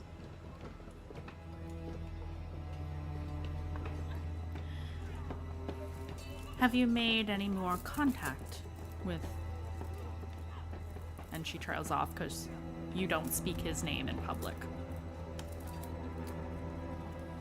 Several times, actually. How fortuitous. He is generous indeed. Very much, but Mother. And she sort of looks around and seeing that hopefully the rest of the patrons are kind of busy with their own business and not paying super close attention to us. It's a little crowded here. People are very clearly minding their own fucking business. Yeah. And, you know, having lunch and laughing and talking and whatever. And the two of you are kind of in a corner. Yeah. Tucked in the back. Away from others. He's not pleased with you. With me? Did something happen? Did he say something specific? Me running through my notes. Did he say something specific? I know that he was upset with the mom. If I am remembering correctly, because this was a while ago. It might be because, like, the mom gave Rev the necklace to listen in on the set desk, and rather than going straight to Furos, it went to the mom. Yes. It was around the time that I told Furos about that. Mm-hmm. So those two things you tried might to give be him connected. You tried to give him information that wasn't solely for him. Yeah. Yeah. And she says, well, unlike you, I don't speak to him directly. He speaks to the oracles, and he speaks to you. So, the oracles haven't indicated that he is upset. I wonder what unspoken rule I have violated. Maybe I have something he wants. Rev remembered. Alyssa did not, but Rev did. Yeah. And so she doesn't say anything, but I think that she sort of fiddles a little bit with the chain around her neck where she had tied the stone that her mother gave her. Yep. She shakes her head. I shall offer a penance of some form. I didn't realize that us sharing information in service to him was against the rules. But perhaps he wanted you to give him that information and not myself. Given I have to go through the oracles to speak to him. Perhaps. She kind of sits back in her chair, like she's not upset, but she is a little perturbed at hearing Fair. this because it is news to her. Yeah. Could it be?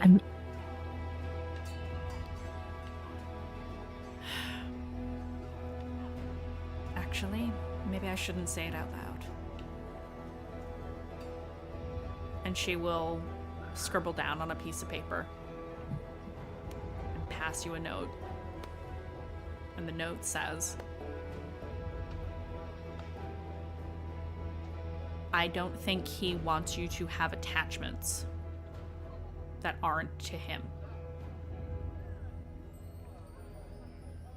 And she wrote it down because the one thing that you know is that Furos does not know everything. Least of all, unspoken secrets.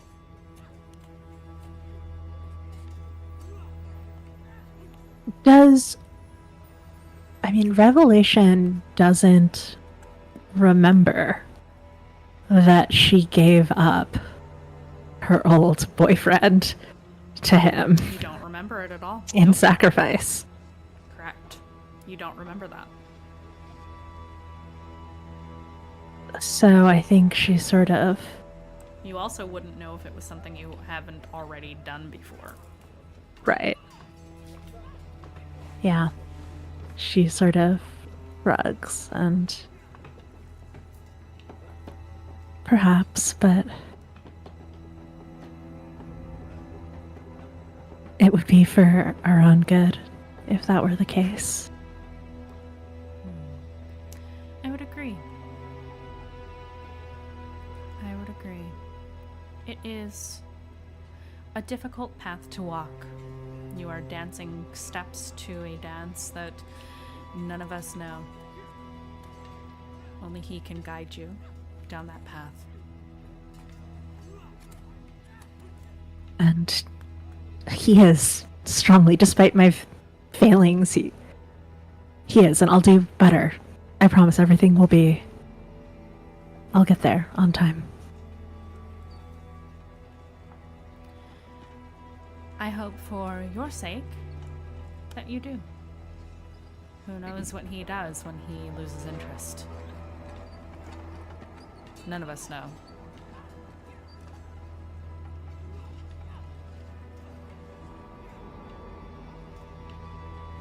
Rev has not ever quite considered that he would. Every time she has called out for Furos, he has responded. He has been responsive to the deals she has made. She knows that because she hears the static when she talks to Sin, and surely there are other things that she has sold him. And so I think that she's a bit taken aback by that suggestion. The suggestion that he will grow bored of you.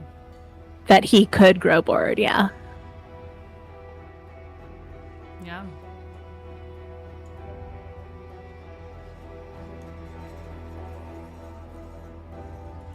Do you show that on your face to your mother?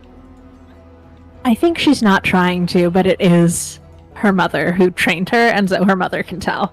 Yeah, absolutely. She clocks that look on your face and she says, "Dear child, no one tires faster of mortals than the gods. Keep doing what he asks. If you want what he has to offer, you must obey." Of course, If you don't, that is your choice. I would. why would I ever make a choice like that? She shrugs. You're allowed to change your mind.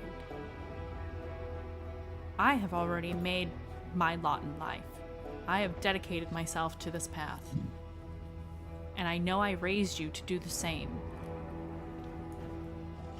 But that doesn't mean you have to. I'm not so much of a zealot that I couldn't tell you that you have a choice.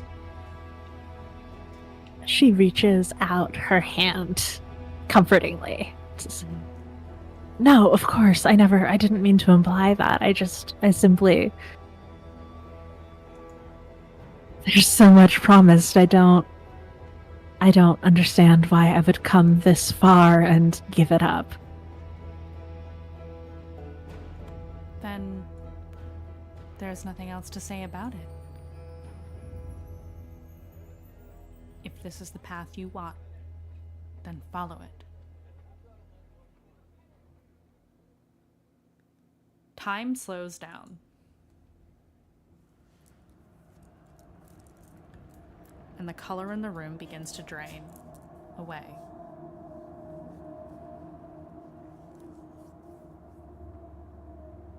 That melting, dripping, terrible, disgusting feeling settles on the back of your neck, over your shoulders, like the mantle you wear.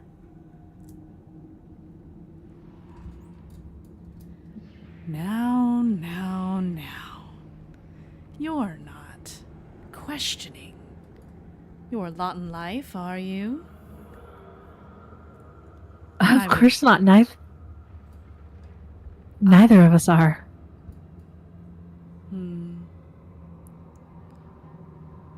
It would be so easy to reach down and just snap her neck, don't you think?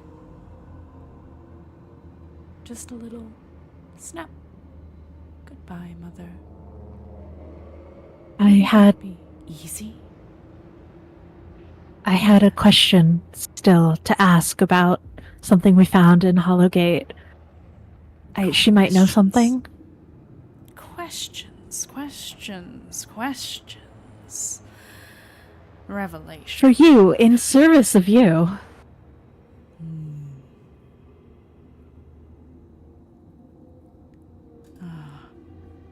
Your mother, she talks too much.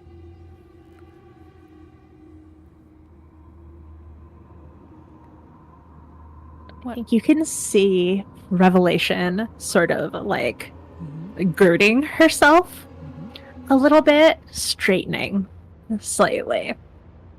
And she'll say, she has helped prepare me for this life And she almost as has- much as you have.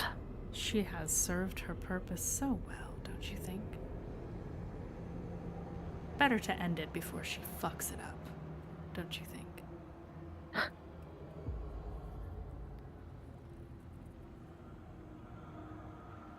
She wouldn't. There's still value to what she can tell me. I don't have time to go visit the oracles in Botan. There are questions that I could ask to help find more information on our way in Elysia, on our travels. We ran into a man with a symbol of a group that I hadn't heard about until we got to Hollowgate, and that was outside of it. If I could, she might know more. She's traveled further than I have. Very well.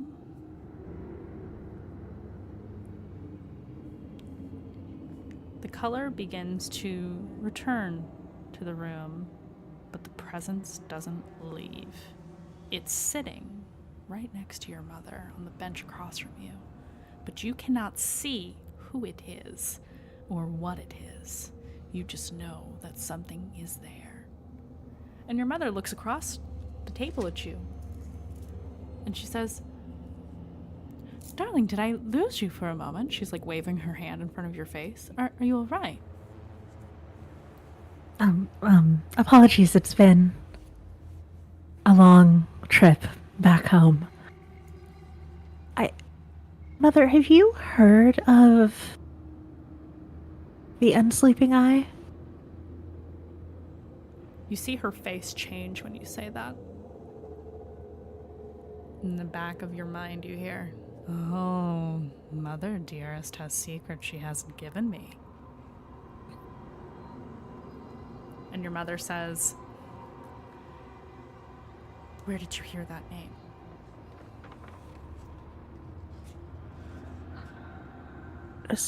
Down in Hollowgate Necropolis, I went to the library. There was a book about one of the sages. They were mentioned in that, and later, on the way back, we ran into a man with similar iconography.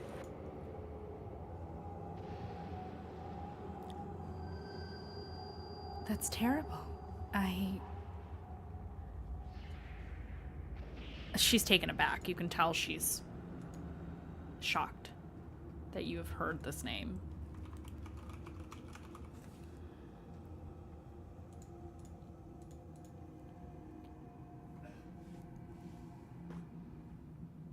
Please, don't ask me about this.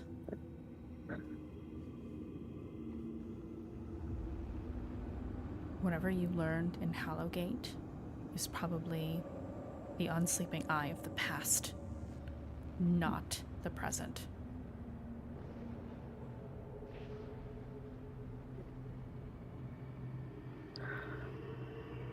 If there's one thing we found there, it's that those two may be more intertwined than we'd like to believe. And I think that Revelation, again, is fidgeting with this necklace that her mother gave her and says, please, it's important that I know. And you hear mockingly in the back of your mind, please, Mother, it's important for me to know. And your mother, to you, in reality, says, the unsleeping eye. She looks around the room. Was founded by the sage Valdin. And it was an information network that he used with his rogues, his spies. But it is not that any longer.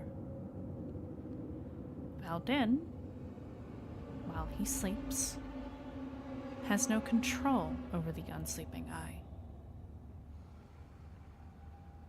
They operate out of Fouchus. She looks around the room, and there's nothing else I can tell you, here or anywhere in the Vale. If you want answers, go to Fouchus when you're done in Elysia. Go to Fanvalo. Find the cistern below the chapel, and you will find the entrance there.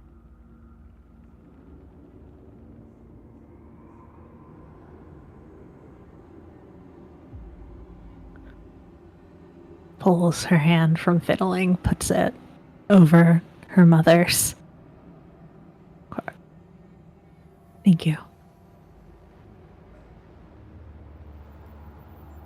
Do not ask me about this again, ever.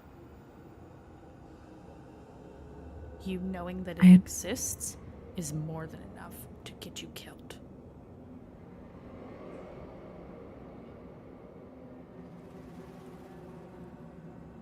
I understand.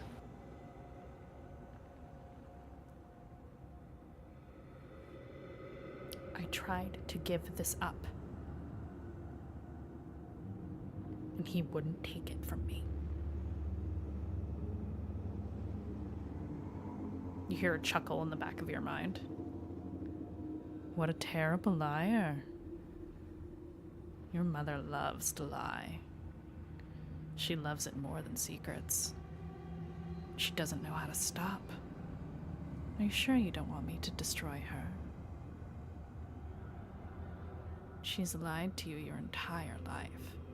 She tries to lie to me, which is Next level hubris.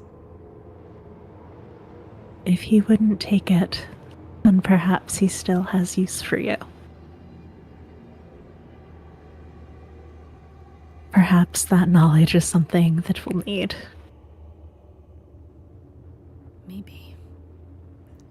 Maybe I... She's like shaking a little bit. I didn't even want this information. I found it on my travels, and I have told no one until today.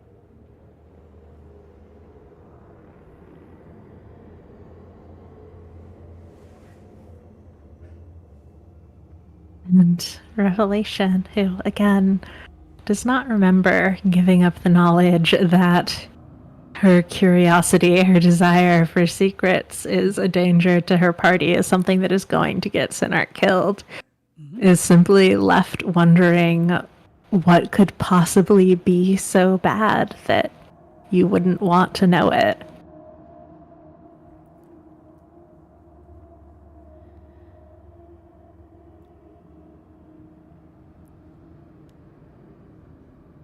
You see, and you realize you're the only one who sees this. Black ichor dripping down the walls, turning clear, turning gold. The wall begins to melt too. The people around you start to melt like a bad acid trip. Everything starts to blend together as time slows down again, and you are taken out of this moment of reality into the moment ruled by Nissos. Not Nissos, excuse me, Furos. I've been talking about Nissos too fucking much.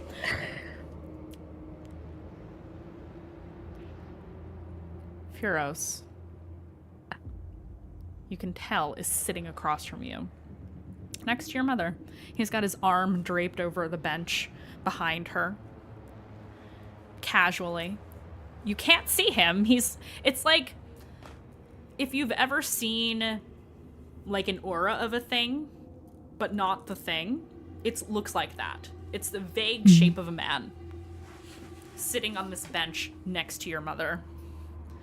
And you see he's got one arm casually draped over the back of this bench, and another hand reaching across to play with her hair. And it doesn't move her hair because he's not touching her. He's not there.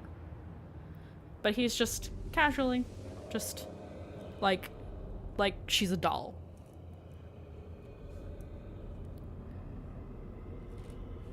I don't like when my acolytes lie. I've been letting it slip for far too long.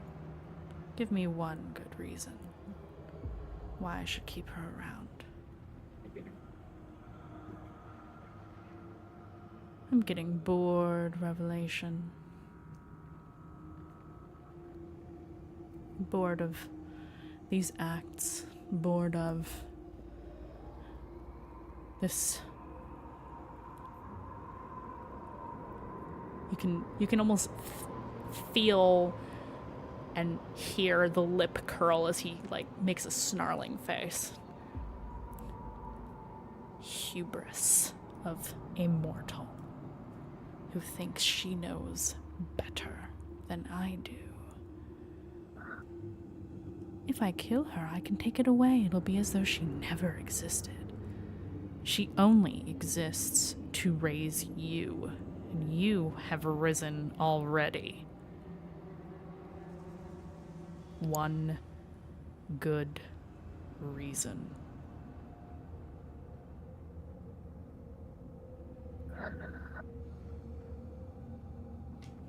Rev is tracking in her mind, trying to decide what the approach here is. Is it to offer secrets for nothing in return, but then, or rather for her mother in return, but is that the same thing, the same withholding that her mother has been doing?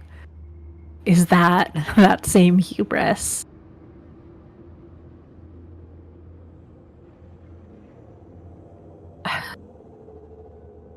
And I think that she decides to try, at least, and says, "What is the hubris of mortals compared to the hubris of gods? There's a rift in Nisos' chosen. Sentinel Sundayo." You see his hand drift away from your mother's face, near, like, where her hair hangs next to her cheek. He leans back and his arm retracts from around the bench, and he leans on his elbows over the table towards you, and he says, "Now that is interesting."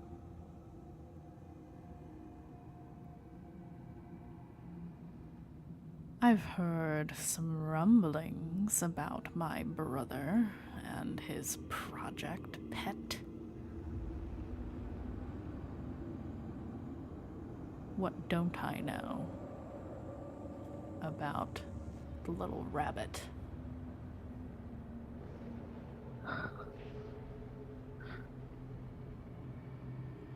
She's interacted, had altercations with his sentinels of death before.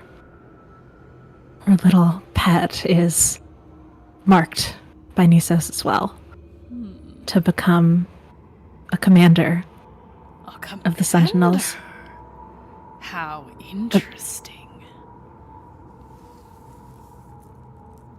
But the current ones, they dislike her, and she very clearly dislikes them.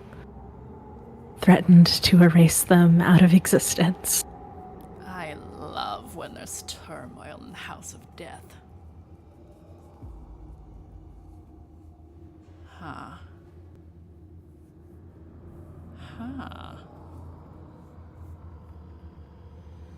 Revelation, my dear.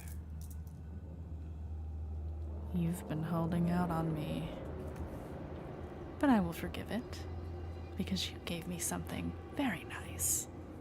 So nice, in fact, that I won't even take it from you. And you feel a gentle caress near your face, but he's not touching you because he's not there, but you feel it.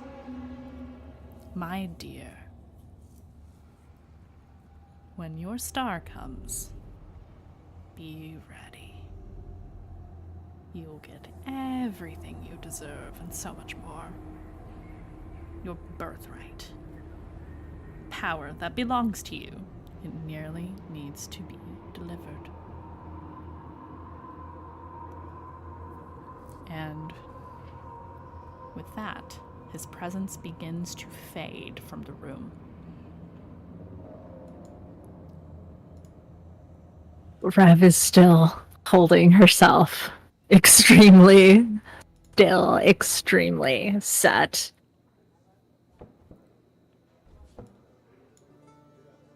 And as I think time starts up again, she'll just smile a little at her mother and say, "Send my love along to Evelyn." Of course, absolutely. Yes, just follow the instructions if you want to learn more, but of all the paths I've encouraged you down, this one is not one I encourage. But I'll perhaps take that into advisement. perhaps knowing is good enough for you to know to stay away.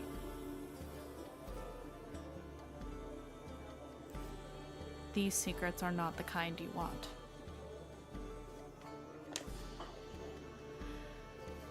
But yes, I will return to Botan probably tomorrow morning. If you'd like to spend some time, or if you need to go see your friends, I understand that too. think we need to prepare for the travels ahead, but I'll be back as soon as we finish in Elysia. They're closing the veil off, so I know you've been settled here. We've been settled here for a while, but if you needed to leave, you would have to do it soon. No, I think we'll stay in Botan. I think we'll stay there. For now.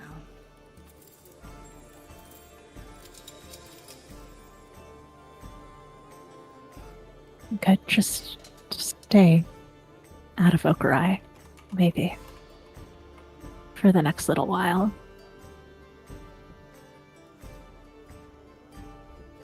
She nods. Yes, that's probably a good idea. All right.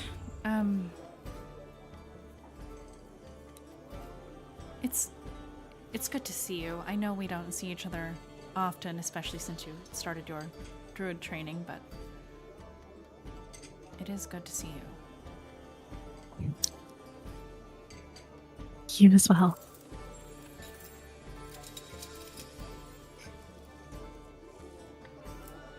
And when you go to leave, she will stand and give you a hug. I wish you a fond farewell and safe travels if you don't see her again before she leaves tomorrow. Rev hugs back and knows that he's not there, can feel that he's gone, but is still looking over her mother's shoulder, just waiting for that knife. Yep. But the knife doesn't come. You were shown just enough of the blade to know that it's there. And with that, we're gonna go over to... Let's see.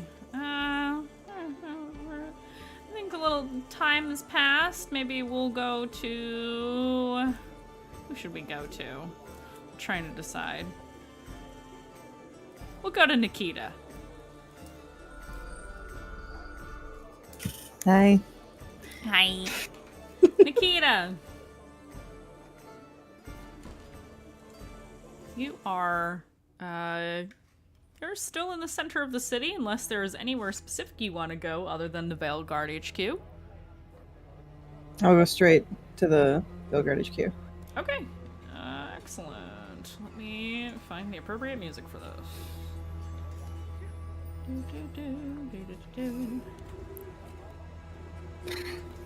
Wrong playlist. I'm still figuring out how to organize all this shit. There we go.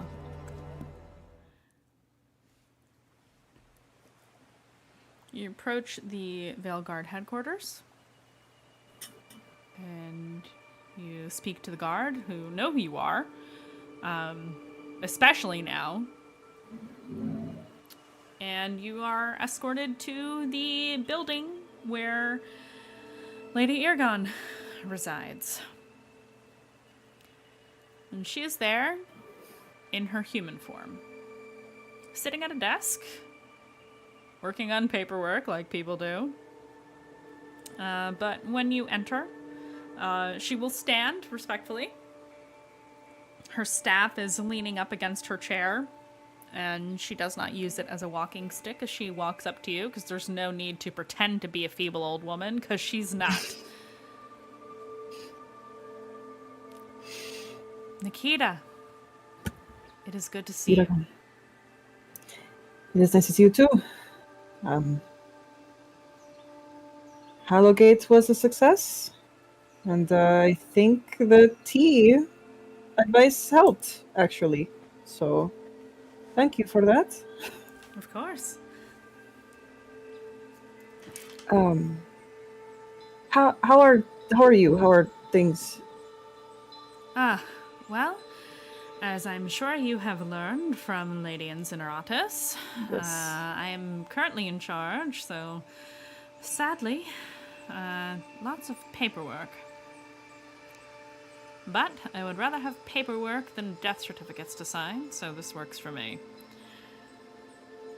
Yes.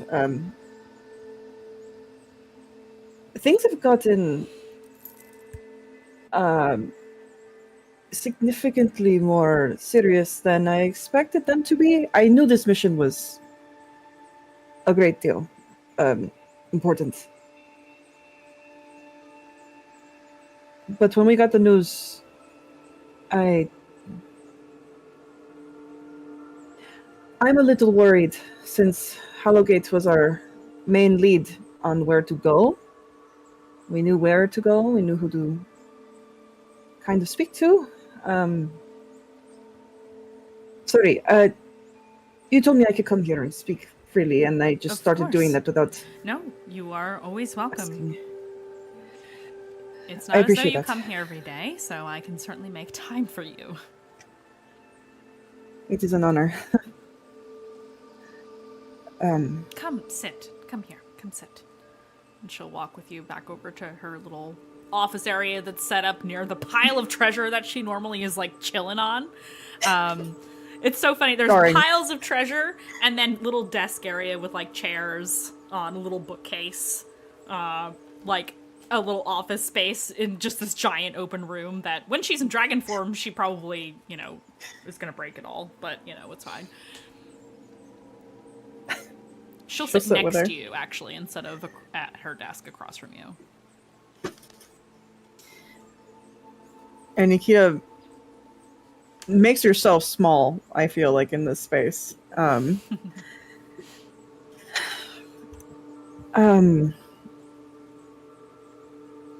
I guess there are a couple things I guess I wanted to talk about.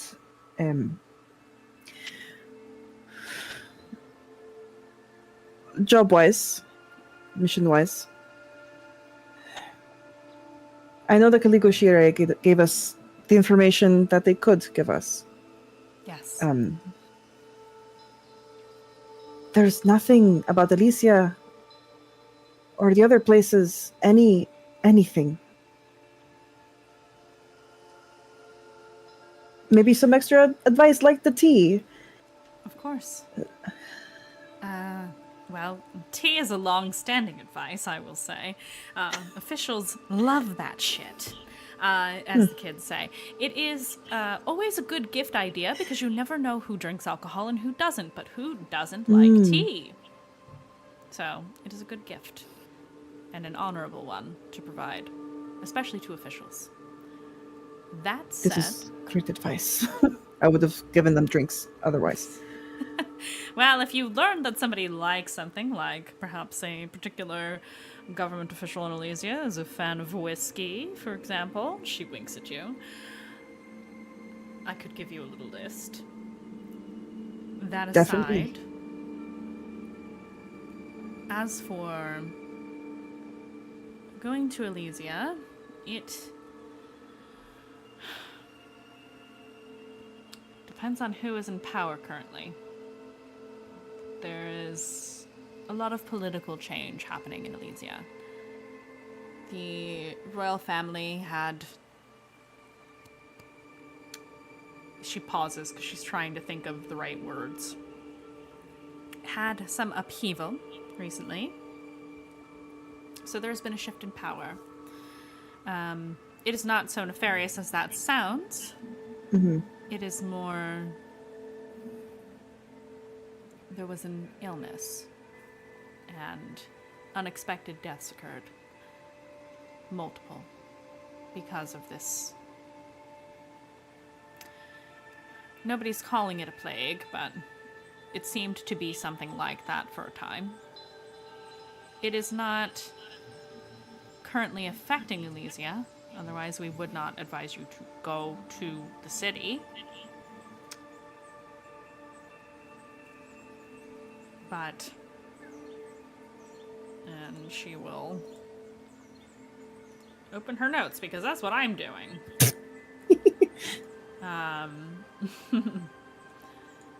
Wintergate.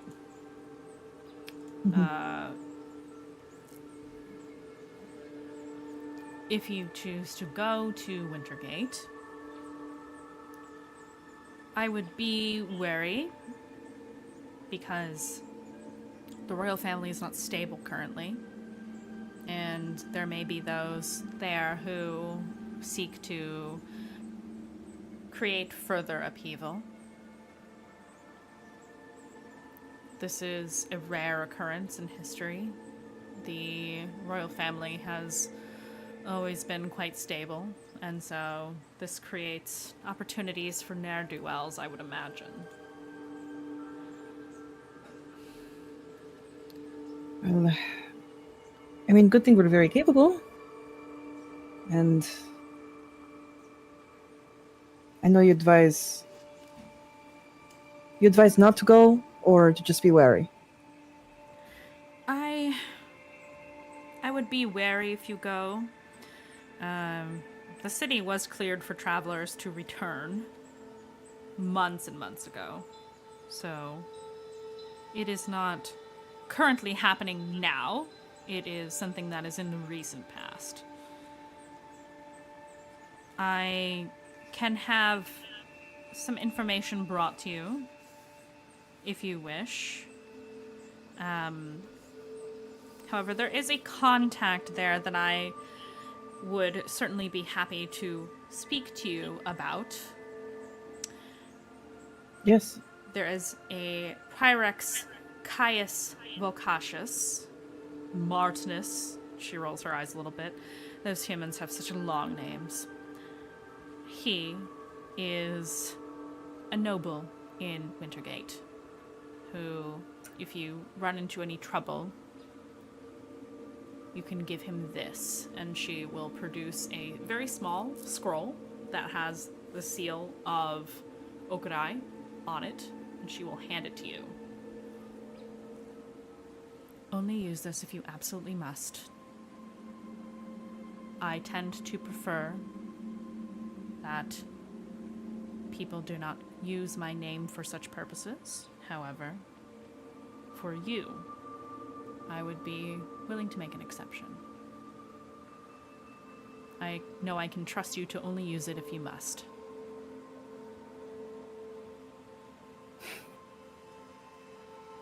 Thank you very much. I'm lucky to have so much trust from you. She nods.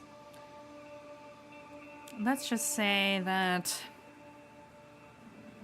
in 800 some odd years of living, give or take a few, I have come to know who the good ones are and who are not. You, my dear, are one of the good ones. Your father was as well. You could thank him for most of this. She nods and she smiles. Yes, I know. Though you are not his kin, I see him in you whenever I see you.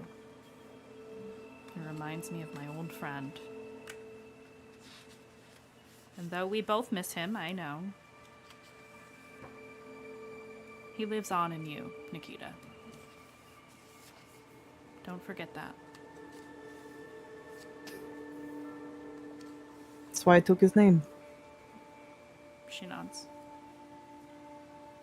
Armageddon was a good man. Good soldier. And clearly a good father. He was forced into it, but he chose me on his own.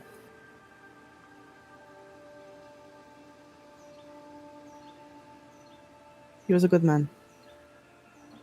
She nods.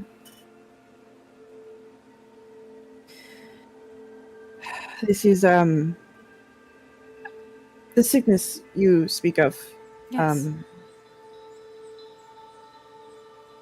My father was already old when he got sick and passed, so it could have been anything.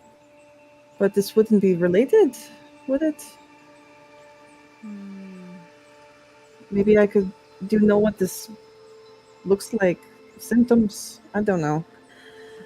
My understanding is it was quite a hideous disease. Hmm. Changed your skin a bit. Rashes and wounds and things of that nature, and affected the lungs. Very painful, to my understanding, very painful way to die. If you said that Armagon passed peacefully, though he was ill, Yeah. that does not sound the same to me.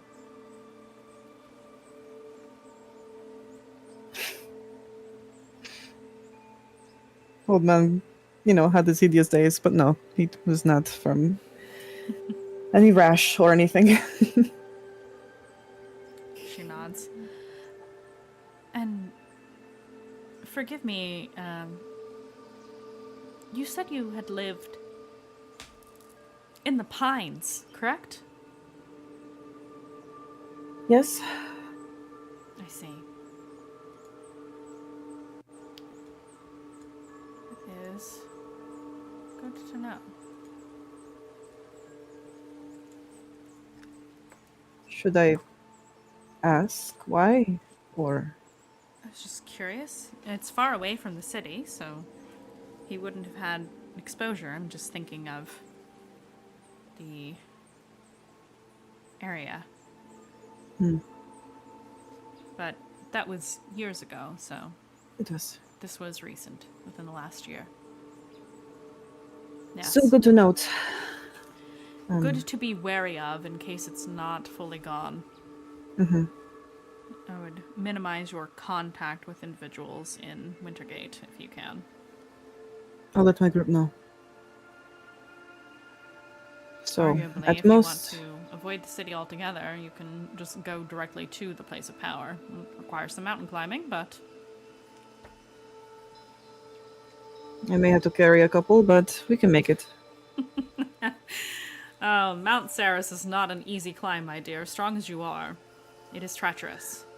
Do not underestimate that mountain.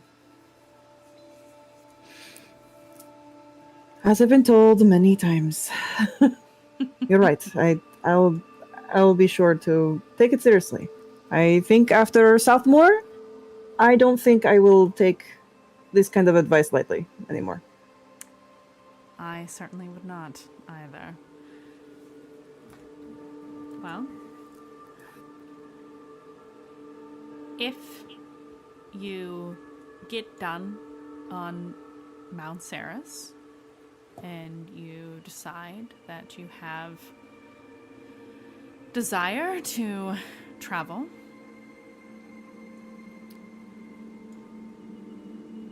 I always recommend the Amaria Wilds. There is a place of power there as well, across the loch known as Nimue. Cross the look. Nimue, okay. Just on the far eastern side of the country.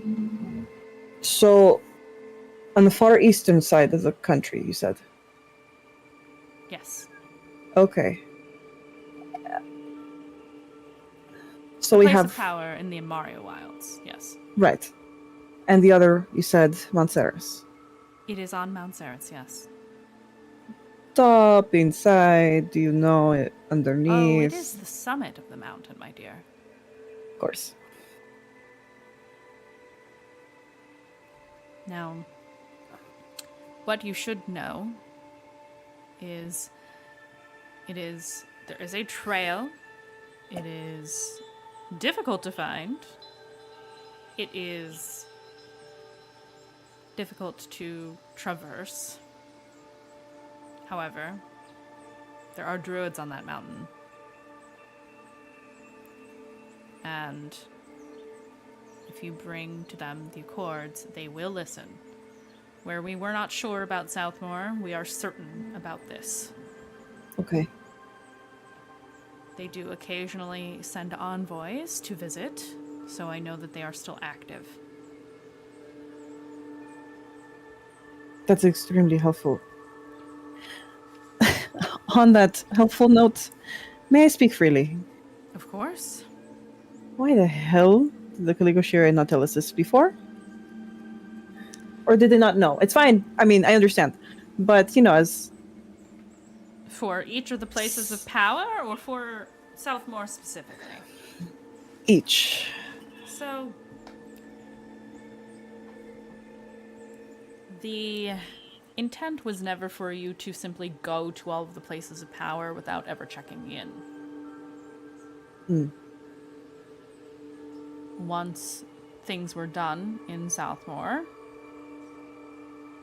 you were told to reach out with an update. Right. Aki, you were told this, motherfucker. You just didn't listen. No. I'm talking about they could have given us all the information and then be like, check in, please. No, they want you to come back because they don't know which one is the one that's breaking the barrier. They have could no way of still knowing. tell us the information with the location and then just be like, and come back after each one. They live in the center of it all. I fucking hate Good, good. people. I'm gonna need you to calm down.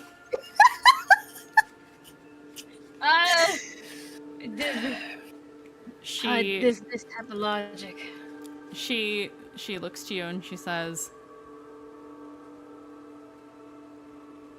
"It wasn't as though there was any intentional deception. However, you had a job to complete. We sent you to Southmore. Your job was to go to Southmore, and you did that. Your job was not to go to all of the locations and then come back."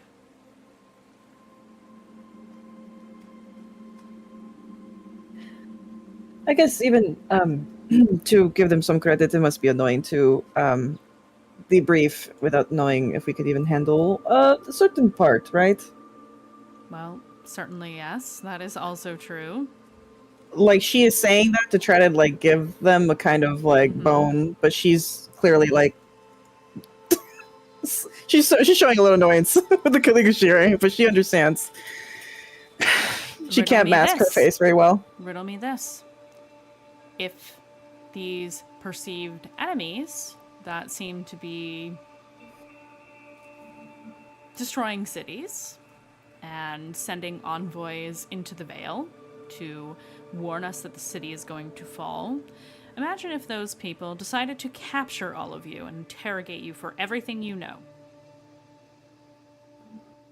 And trust me, there are ways to make anyone speak. Tell me, Security purposes. is it important for you to know everything up front when you had one job to start with? No. To be fair, I probably wouldn't be able to remember it all anyway. To be fair, the kind of information, once provided to you, can be extracted in other ways.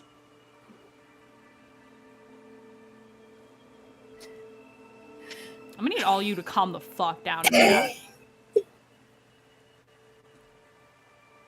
There are many who would love to see us fall. And in so doing, giving you too much information up front only puts you in more danger. Did you really want that on your shoulders? You have no idea. And hopefully you will never have to. Of course. Sorry if I overstepped. It is understandable, given that you are all young and impatient, as I know your Tabaxi friend can be. I've processed enough of his arrests to know, and his escapes to know. It is easy to be petulant about things like this. And I understand it. Everything we do is for a reason, and everything we tell you is for a reason. You were chosen for for a reason.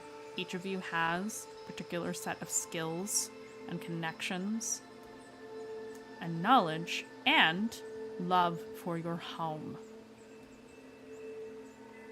That we could trust you to do this thing. Aurora in particular. And that is why we do it anyway. Frustrations and all. We love this place, and we will not let it fall. And that is why you were chosen. Well, most of you.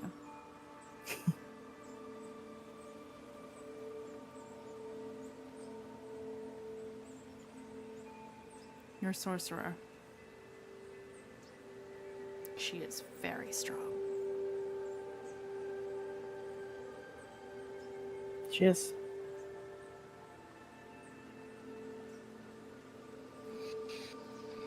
If anyone can stop these forces, it's her.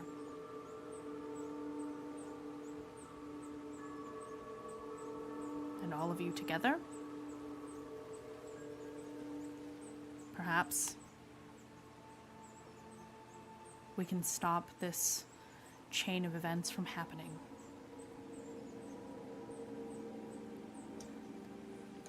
You've heard of the Shattering, yes? Yes. And surely you know by now, given that you went to the Undercity, that it could happen again and will, if the Barrier of Night falls.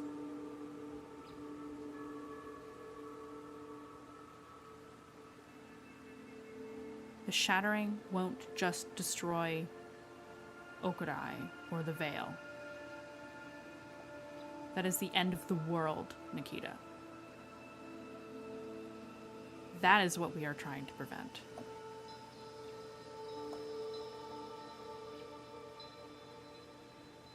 There cannot be another Shattering.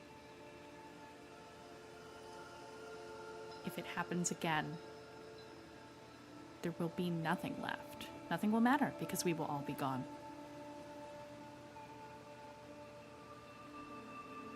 Anderson. We're not going to tell you that up front because who's going to put the weight of the world on new adventurers? We wanted you to see what was out there. See if there was a problem there. And based on how you handled it, either bring you home and call it a day, assemble another group and send them out instead. But you passed with flying colors. Not only did you get there and come back in one piece, but you strengthened the barrier. You should be proud of what you have done. But the job's not done yet. It would feel odd in someone else's hands, I will say. Especially at this point.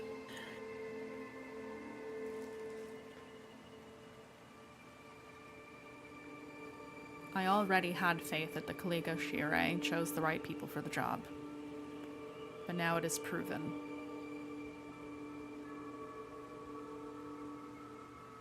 I have full faith that you will get this done. All of you.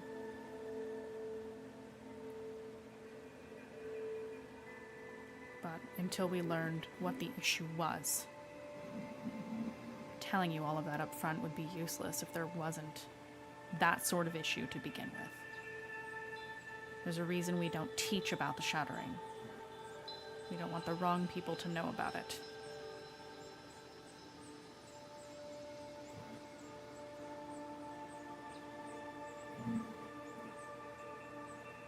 And though that is not necessarily the best way to handle such things, what else can we do? Information is power. And if we don't give it out, then that's less power. Another World Tabletop. Thank you for the raid with 22 sweet beans. Oh my god, so many big raids today. Hello, hello. We're in the middle of a very serious moment.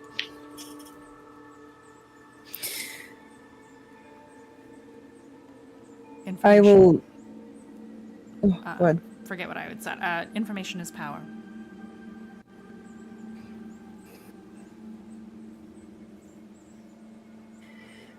I will gladly and proudly carry the weight of your faith in me.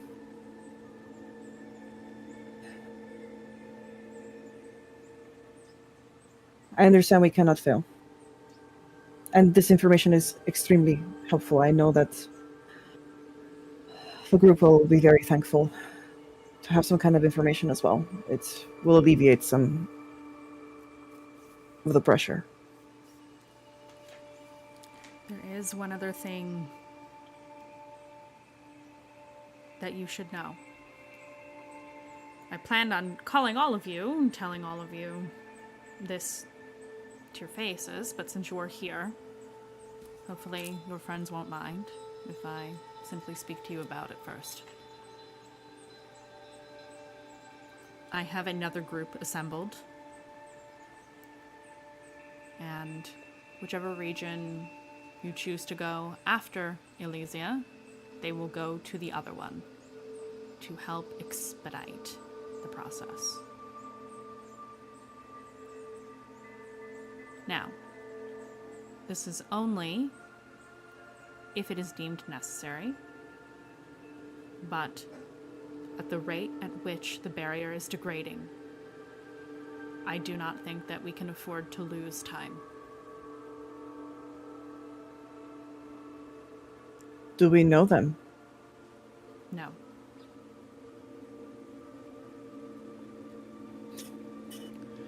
I'm assembling a group from the Nightstep Dojo. Seasoned veterans. Individuals who will be able to move quickly. I doubt you know any of them. But they are merely on standby until more information is learned. When last I spoke to the Clique of Shirai, she kind of sighs. They seem to imply that there is potentially someone tampering, intentionally trying to destroy the Accords, which is interrupting the barrier. There are those, maybe these festering, seeking out the places of power and desecrating them.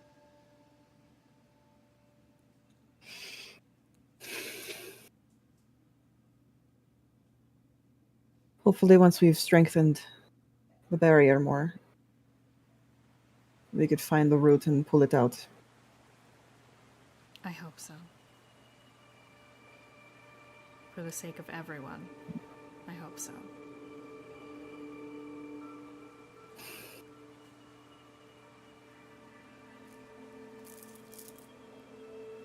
I don't know how to...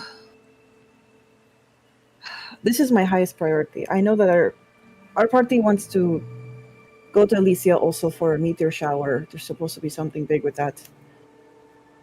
It's for one of us in the group. I'm assuming is that visible from... Do you know anything about that? Is that something that we could see from the mountain? A meteor shower? Yes. I'm not sure how in tune you are with star stuff and... You will have to forgive me. Astronomy is not my strong suit. Astronomy, yes. I have certainly read bits here and there, but as for a specific event, she shrugs. I couldn't tell you. Most of my days are filled with protecting the veil. Okay. Well, hopefully we'll catch it while we're there anyway. It's supposed to be in the same direction, I think, so... She will nod and say, feel free to tell the rest of your party what I just told you. I am happy to answer any questions any of them have, given that the Kaligo Shirei cannot currently. But at this point, there is little reason to hold back too much information from you all. You've proven yourselves to be stout warriors and competent. So, I see no reason to keep you in the dark any further, if we can help it. I appreciate that. And I, of course, respect any decisions you make on the information you give or withhold. As long as there's an understanding that we don't do it just because. This is beyond me. She To be nods. honest, I do what you say.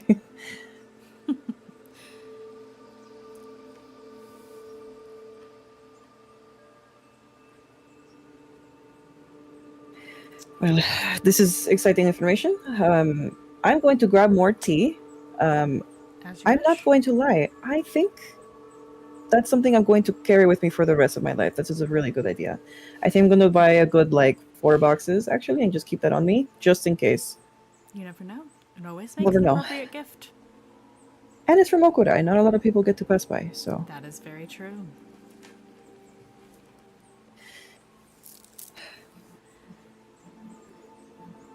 If you and your friends wish to visit again, let me know.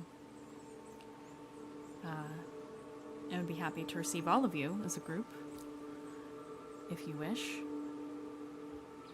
I'm sure your comrades have many questions indeed, and I am more than willing to assist. Of course. Yes.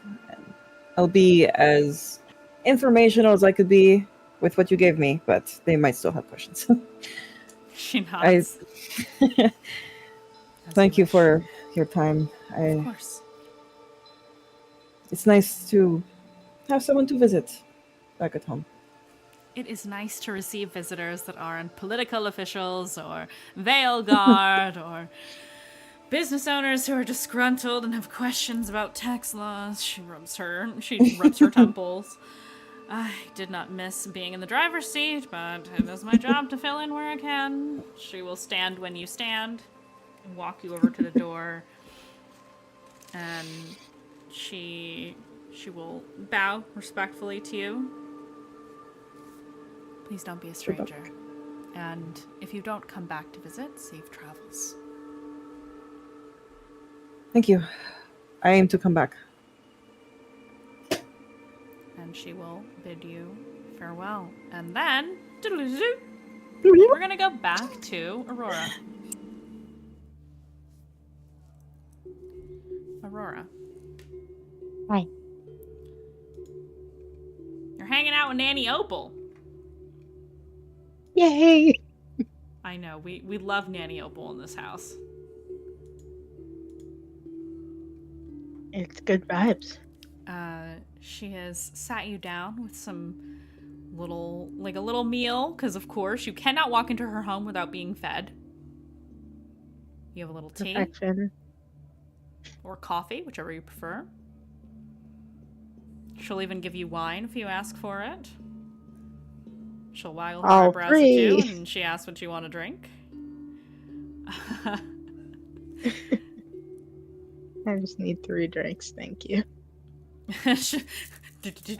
Gives you all the things you want. All your ADHD drinks in a row.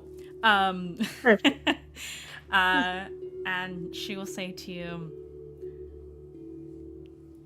now, I had something happen that I haven't had happen in quite a long time, and though I was so missing you while you were on your travels, I had a dream about you. You're Really? getting stronger, and I can see it in you. You're right. I am getting stronger. I didn't realize how quickly it would happen once we were out in the world.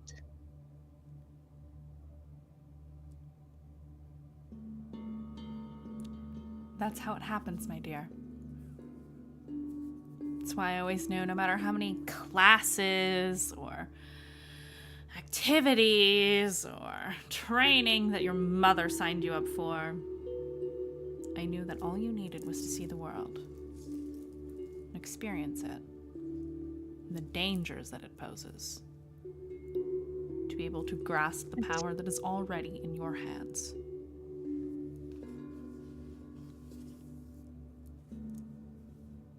It's scary out there.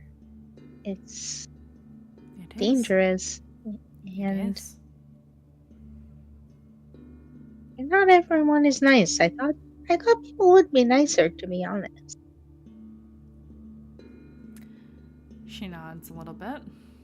I recall trying to warn you about that, my dear, but you're not wrong. It is not a failing to hope that people will be kind and to assume the best of others. Don't lose that love for people or that kindness that you hope to see. But that is not why I have called you here today. Now, of course, I love to see you and spend time with you, and you've been away for so long. But I have a little history lesson for you today. Things about us, things about you. We're going to talk about the Ashspark family line today. Something we have never really had a sit-down talk about before. But it is time. Oh, okay. Yes, please. Snuggle closer, get her drink. Yep, you guys Sit are all up cuddled straight. up in the little living room area, sitting on the couch. You've got drinks on the little coffee table, little snacks. And she says, "Now, this is not about the Incineratus clan. And though your father changed his name for your mother, you are and will always be an Ashspark. Now, your power, as you know, comes from us. It is not learned in a book. It is not found through communing with nature. It is in your blood.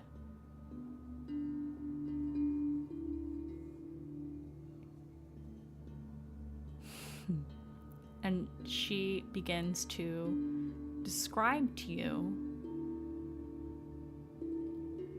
the Ashspark family tree of sorts, but specific to the individuals who have power like you do. One person in particular, her grandmother, Lapis Ashspark, who is the third daughter of the third daughter of Aslinza Ashspark, the wife of Camber the Summit, a blue dragon.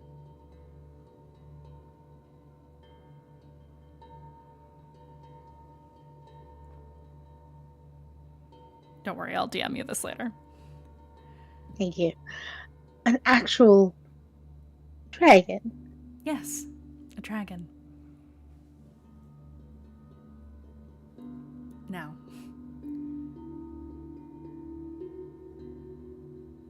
your grandmother is descended from Aslinza.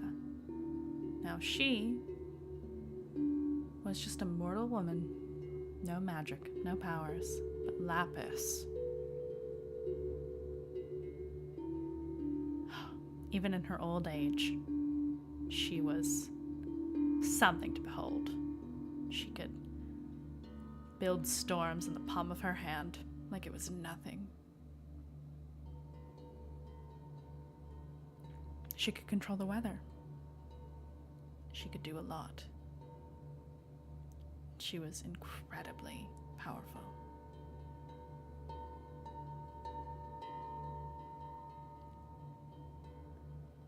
She eventually had a son, Farani. And he married. And Farani, that's your great-grandfather. That's my dad. And then it was me.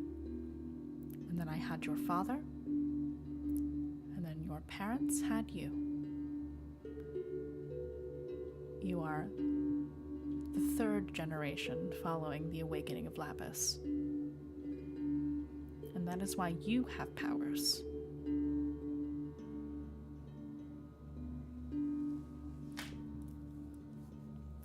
There is a reason. Those little scales, designs on your skin, those little sparks, that lightning that courses through your veins, just as much as the fire that you have in your soul. That, my dear, is from Cambir.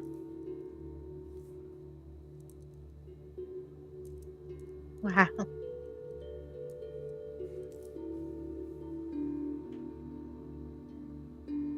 Why did you wait till now to tell me? You needed to be ready to hear it. How can I have you believe that you are descended from really the first sorcerer in history if you haven't held the power in your hands properly yet? You need to understand the weight of what you are.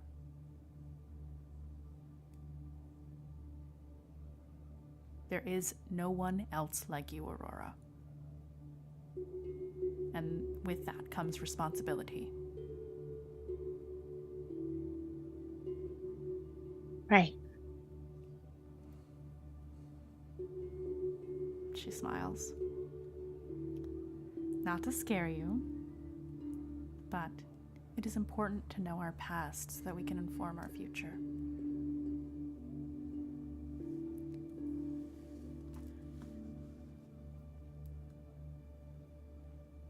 And Aurora, you feel a change. The pressure shift of a storm on the horizon, scent of petrichor, the feeling you get when you see rays of sunshine breaking through storm clouds. Something has shifted in you. Almost as if knowing has put something back into its proper place. You feel more full when you think about your powers.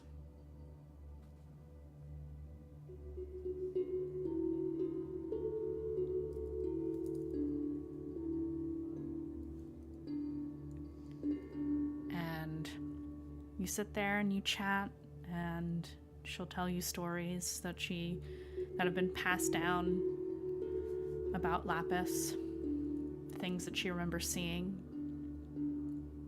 And she says, "Oh, I forgot." And she will get up and disappear into her bedroom for a little bit. And she comes back out with a little hand-bound leather book. And she opens it up, and what she shows you is notes that she has taken in this notebook detailing her studies of the Ashspark history. And the rest of the book is blank so that you can continue the tradition. Filling out the family tree and learning what you can learn about the sorcerers of the past. Because, again, you're the only ones.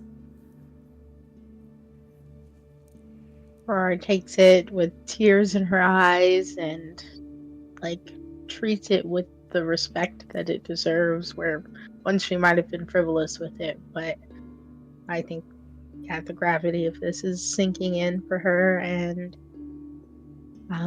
She just appreciates this connection backwards towards where she came from, in a way that's separate from her mother, because I think she's always felt the pressure of that side of the family, and to have an alternative avenue is a little bit freeing.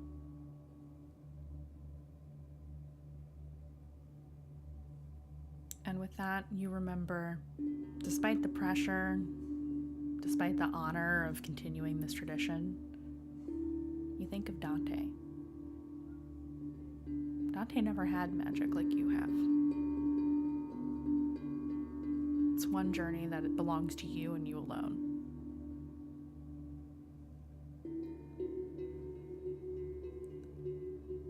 And with that, I think that's a good stopping point for tonight. And we're going to move into confessionals. So,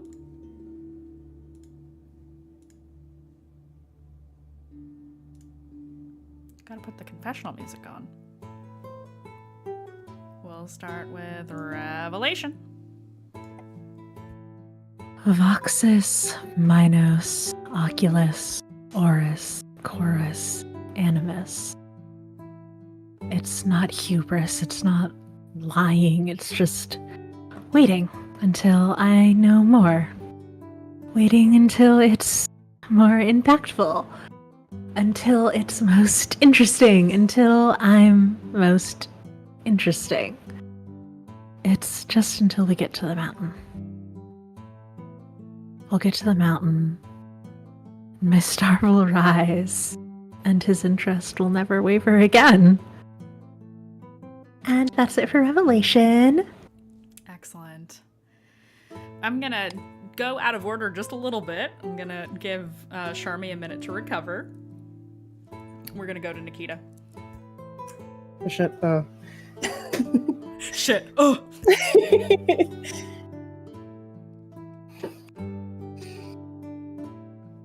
I think Nikita is just contemplating again. Just everything, just from being back. Just really taking it all in. Aurora's family that bruises me, which is interesting. Never had that kind of conversation before.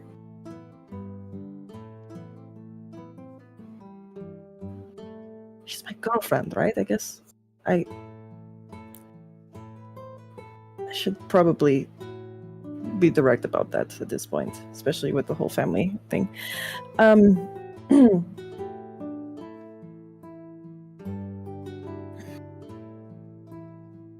When she received that dagger, I couldn't help but think of my father's sword as well on my back.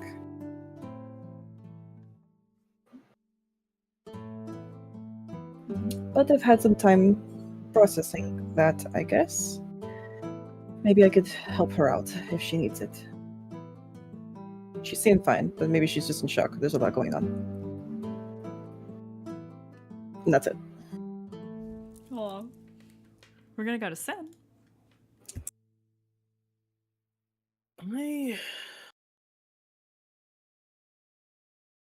family. What is family? What is worth doing for them? I think you'd do anything. And I'm more sure than ever of what I need to say.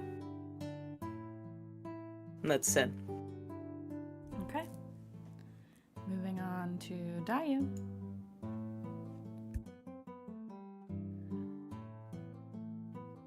Why does everybody want me dead? This is so weird. Is it me? It has to be me. It has to be me. These black foxes want me dead. The death sentinels want me dead. Some spirits have told me I should die. Wow. Well, those giants want me dead, and they're also, boulders. I hope no one in the party wants me dead. That'd be so awkward. You don't want me dead, do you, Charlie? Because I don't actually want me dead. Anyways, we went to this boba place and I brought you some treats. One second. Are you allowed to have carrot cake? And that's it. Oh my god, incredible. I will go to Aurora.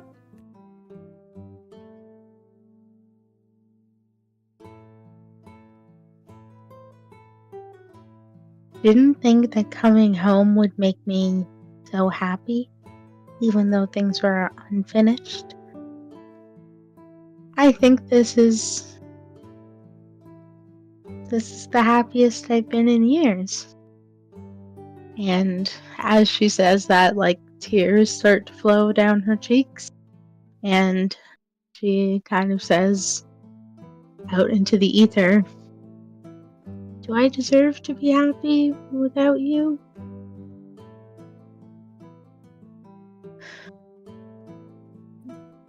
I have to keep going to restore the family. But I'll find my own way too. And that's Aurora. Thank you for this pain. I'm gonna go cry now. Thank you everybody for being here for our 40th episode. Oh my god, we're gonna reach episode 50 by the end of the year. Holy shit, I think, probably. Are there enough Wednesdays left in the year? I have no idea. Yeah, probably. I don't know. What is time? It's a soup.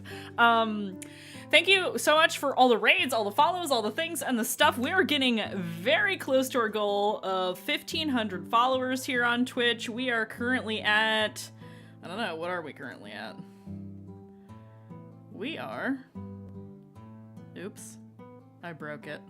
1385 it looks like. Yeah, 1385. We only have 115 followers to go till we hit 1,500. That's pretty rad, considering we only stream once a week here. So yeah, we stand Mistlost Wednesdays, you're so right. So thank you all for being here. Thank you, of course, as always, to my lovely players. You are all incredible. Thank you for sitting through the lore dumping, and we will pick back up, not next week. Next week we are off on the 11th, so there will be no game on the 11th because I have a one-shot that I'm doing that week, so I won't be here. And then we will resume, I believe, on the 18th, TBD. I might need a little extra prep time for the start of the next arc. But we'll see, and we'll keep y'all posted if you want the latest updates of what's going on, all things Mistlost, all things Mandy and what I do, all things for what the cast does here. Join the Mandy's Menagerie Discord server. We just renamed it because we're all squirrely motherfuckers, and the fish cult joke wasn't funny anymore, at least not to me, and I was the one who made the joke. So we changed the name of the Discord. Please join if you're not already in there. That's where you can get all the updates and all the things, as well as the schedule for this show, as well as anything else coming down the pipeline. Wink, wink, nudge, nudge. Yeah. We'll see you guys next time. And in the meantime, if you want to see me doing other stuff that is not Mistlost next week, since we're not playing next week, Tuesday I will be on Magi RPG for the next episode of Ignite Recall. That is a Scum and Villainy campaign. It is very Cowboy Bebop meets Star Wars, and none of us know our backstories. We have amnesia, and we are discovering everything at the same time as the audience. So we all get to have red string theories together. It's very fun and very fucking unhinged. I'm potentially romancing somebody who's not human, so that's interesting. Anyway, we have this game, and then other things are happening. I'll announce on the Discord. Anyway, thank you so much for being here, and we're gonna go raid now. Okay, love you, bye. I'm talking too much. See you next time. It's been a long day. Goodbye, everybody.